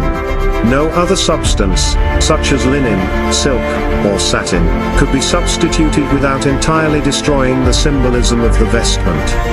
Now, the lamb has, as the ritual expresses it, been, in all ages, deemed an emblem of innocence, but more particularly in the Jewish and Christian churches has this symbolism been observed. Instances of this need hardly be cited. They abound throughout the Old Testament, where we learn that a lamb was selected by the Israelites for their sin and burnt offerings, and in the New, where the word lamb is almost constantly employed as synonymous with innocence. The Paschal lamb, says Didron, which was eaten by the Israelites on the night preceding their departure, is the type of that other divine lamb, of whom Christians are to partake at Easter, in order thereby to free themselves from the bondage in which they are held by vice. The Paschal lamb, a lamb bearing a cross, was, therefore, from an early period, depicted by the Christians as referring to Christ crucified, that spotless Lamb of God, who was slain from the foundation of the world. The material, then, of the apron, unites with its color to give to the investiture of a Mason the symbolic signification of purity. This, then, together with the fact which I have already shown, that the ceremony of investiture was common to all the ancient religious rites, will form another proof of the identity of origin between these and the Masonic institution. This symbolism also indicates the sacred and religious character which its founders sought to impose upon Freemasonry, and to which both the moral and physical qualifications of our candidates undoubtedly have a reference, since it is with the Masonic Lodge as it was with the Jewish Church, where it was declared that no man that had a blemish should come nigh unto the altar, and with the heathen priesthood, among whom we are told that it was thought to be a dishonor to the gods to be served by any one that was maimed, lame, or in any other way imperfect, and with both, also, in requiring that no one should approach the sacred things who was not pure and uncorrupt. The pure, unspotted lambskin apron is, then, in Masonry, symbolic of that perfection of body and purity of mind which are essential qualifications in all who would participate in its sacred mysteries. 20. The symbolism of the gloves. The investiture with the gloves is very closely connected with the investiture with the apron, and the consideration of the symbolism of the one naturally follows the consideration of the symbolism of the other. In the continental rites of Masonry, as practiced in France, in Germany, and in other countries of Europe, it is an invariable custom to present the newly initiated candidate not only, as we do, with a white leather apron, but also with 2 pairs of white kid gloves, one a man's pair for himself, and the other a woman's, to be presented by him in turn to his wife or his betrothed, according to the custom of the German Masons, or, according to the French, to the female whom he most esteems, which, indeed, amounts, or should amount, to the same thing. There is in this, of course, as there is in everything else which pertains to Freemasonry, a symbolism. The gloves given to the candidate for himself are intended to teach him that the acts of a Mason should be as pure and spotless as the gloves now given to him. In the German lodges, the word used for acts is of course Handlungen, or handlings, the works of his hands, which makes the symbolic idea more impressive. Dr. Robert Plot, no friend of Masonry, but still an historian of much research, says, in his Natural History of Staffordshire, that the Society of Freemasons, in his time, and he wrote in 1660, presented their candidates with gloves for themselves and their wives. This shows that the custom still preserved on the continent of Europe, was formerly practiced in England, although there as well as in America, it is discontinued, which is, perhaps, to be regretted.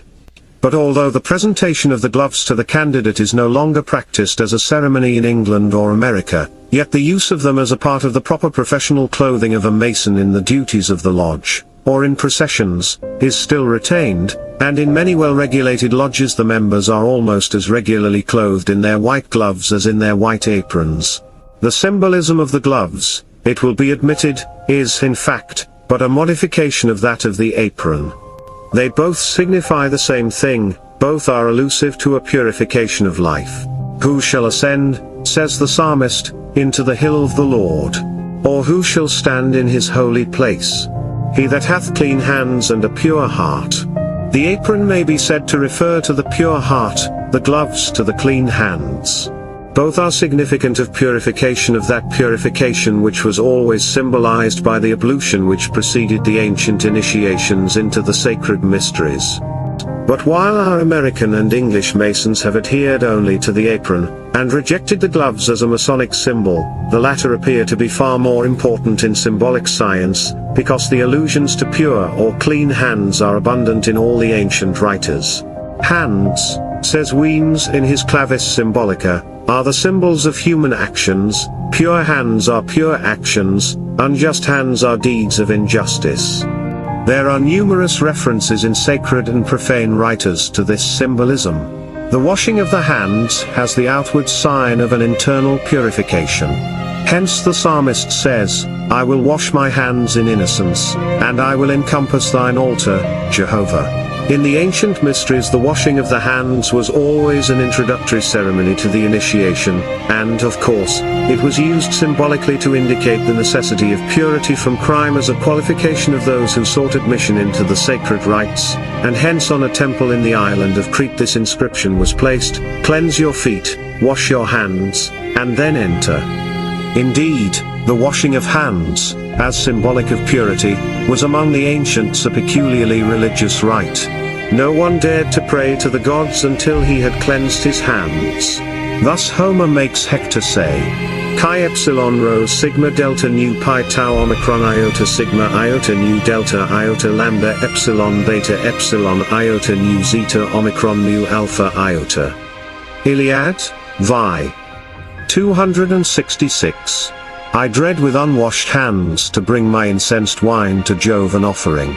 In a similar spirit of religion, Aeneas, when leaving burning Troy, refuses to enter the temple of Ceres until his hands, polluted by recent strife, had been washed in the living stream.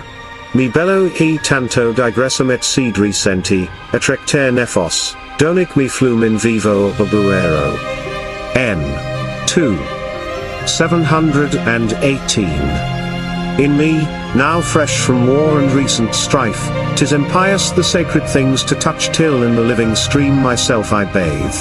The same practice prevailed among the Jews, and a striking instance of the symbolism is exhibited in that well-known action of Pilate, who, when the Jews clamored for Jesus, that they might crucify him, appeared before the people, and, having taken water, washed his hands, saying at the same time, I am innocent of the blood of this just man.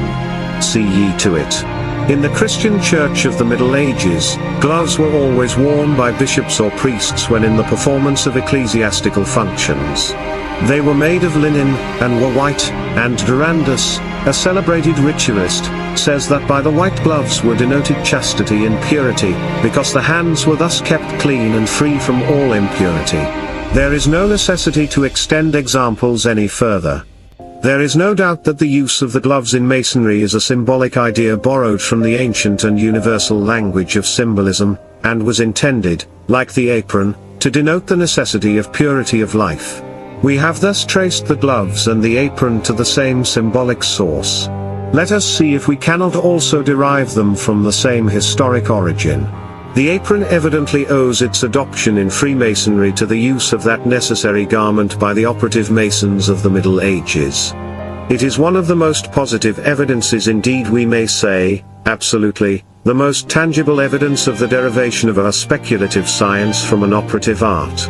The builders, who associated in companies, who traversed Europe, and were engaged in the construction of palaces and cathedrals, have left to us, as their descendants, their name, their technical language, and that distinctive piece of clothing by which they protected their garments from the pollutions of their laborious employment. Did they also bequeath to us their gloves? This is a question which some modern discoveries will at last enable us to solve.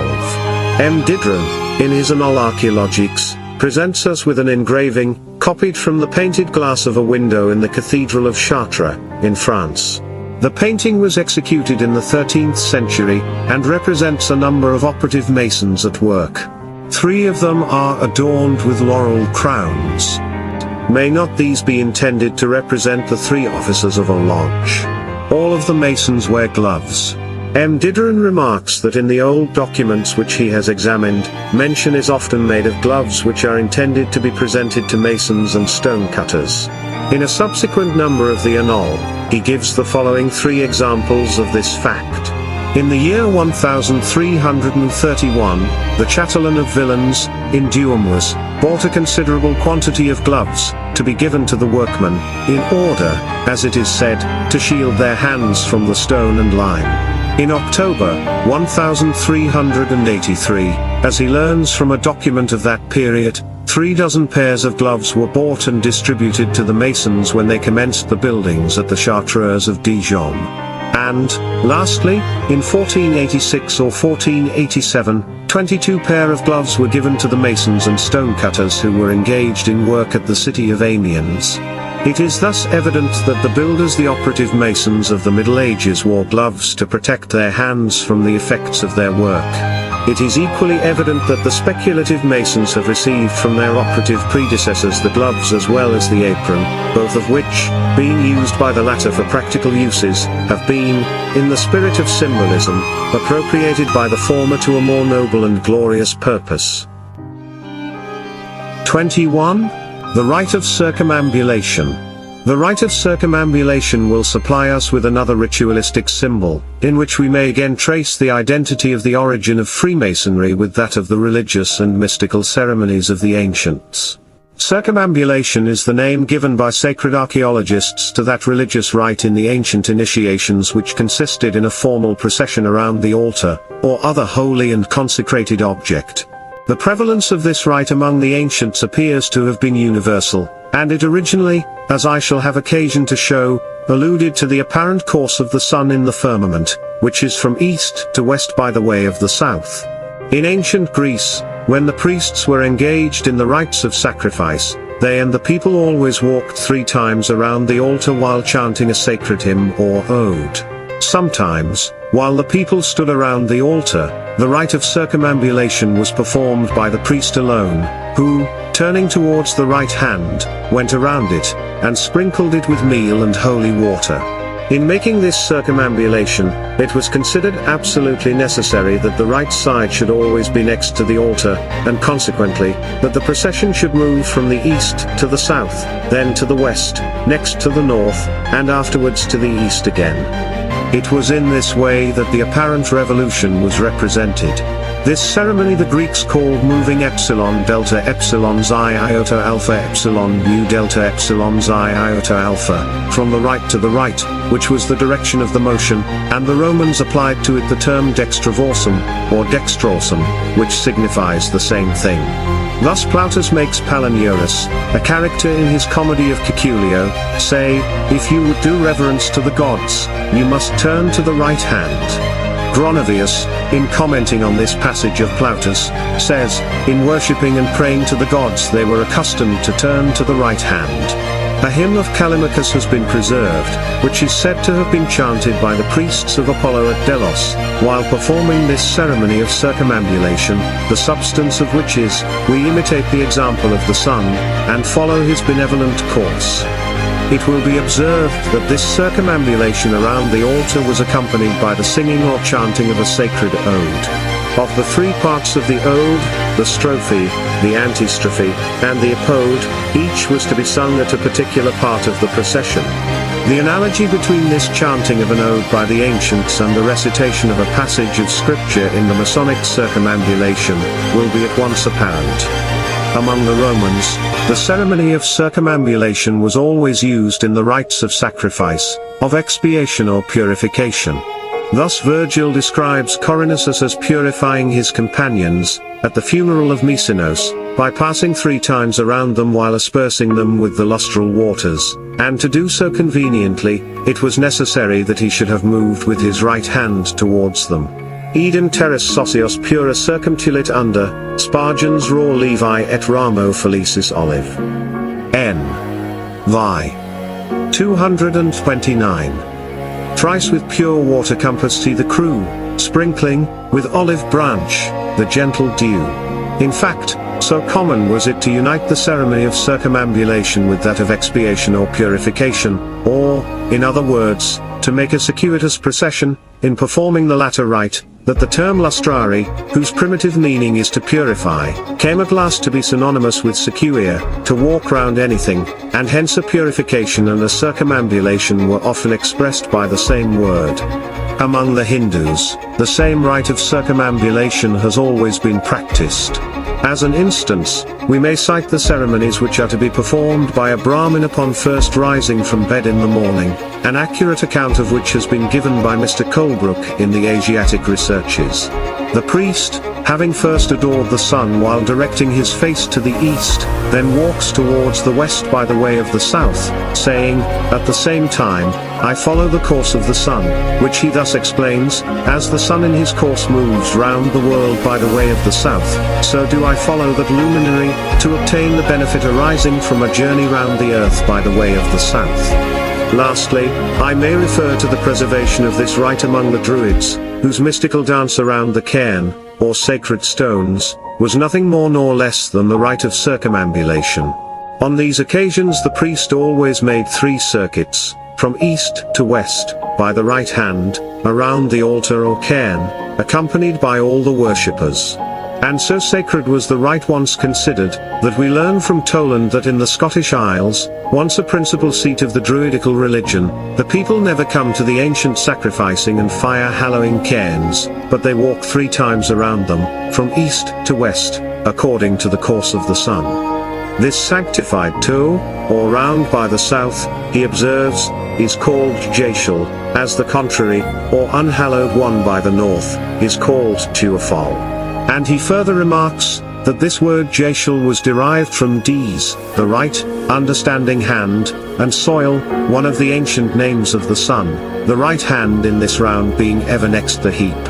I might pursue these researches still further, and trace this rite of circumambulation to other nations of antiquity, but I conceive that enough has been said to show its universality, as well as the tenacity with which the essential ceremony of performing the motion a mystical number of times, and always by the right hand, from the east, through the south, to the west, was preserved. And I think that this singular analogy to the same rite in Freemasonry must lead us to the legitimate conclusion, that the common source of all these rites is to be found in the identical origin of the spurious Freemasonry or pagan mysteries, and the pure, primitive Freemasonry, from which the former seceded only to be deteriorated. In reviewing what has been said on this subject, it will at once be perceived that the essence of the ancient rite consisted in making the circumambulation around the altar, from the east to the south, from the south to the west, thence to the north, and to the east again.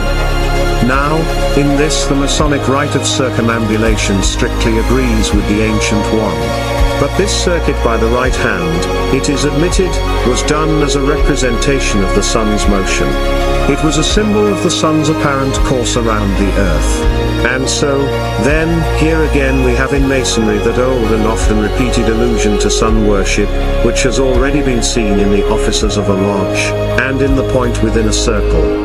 And as the circumambulation is made around the lodge, just as the sun was supposed to move around the earth, we are brought back to the original symbolism with which we commenced, that the lodge is a symbol of the world. 22.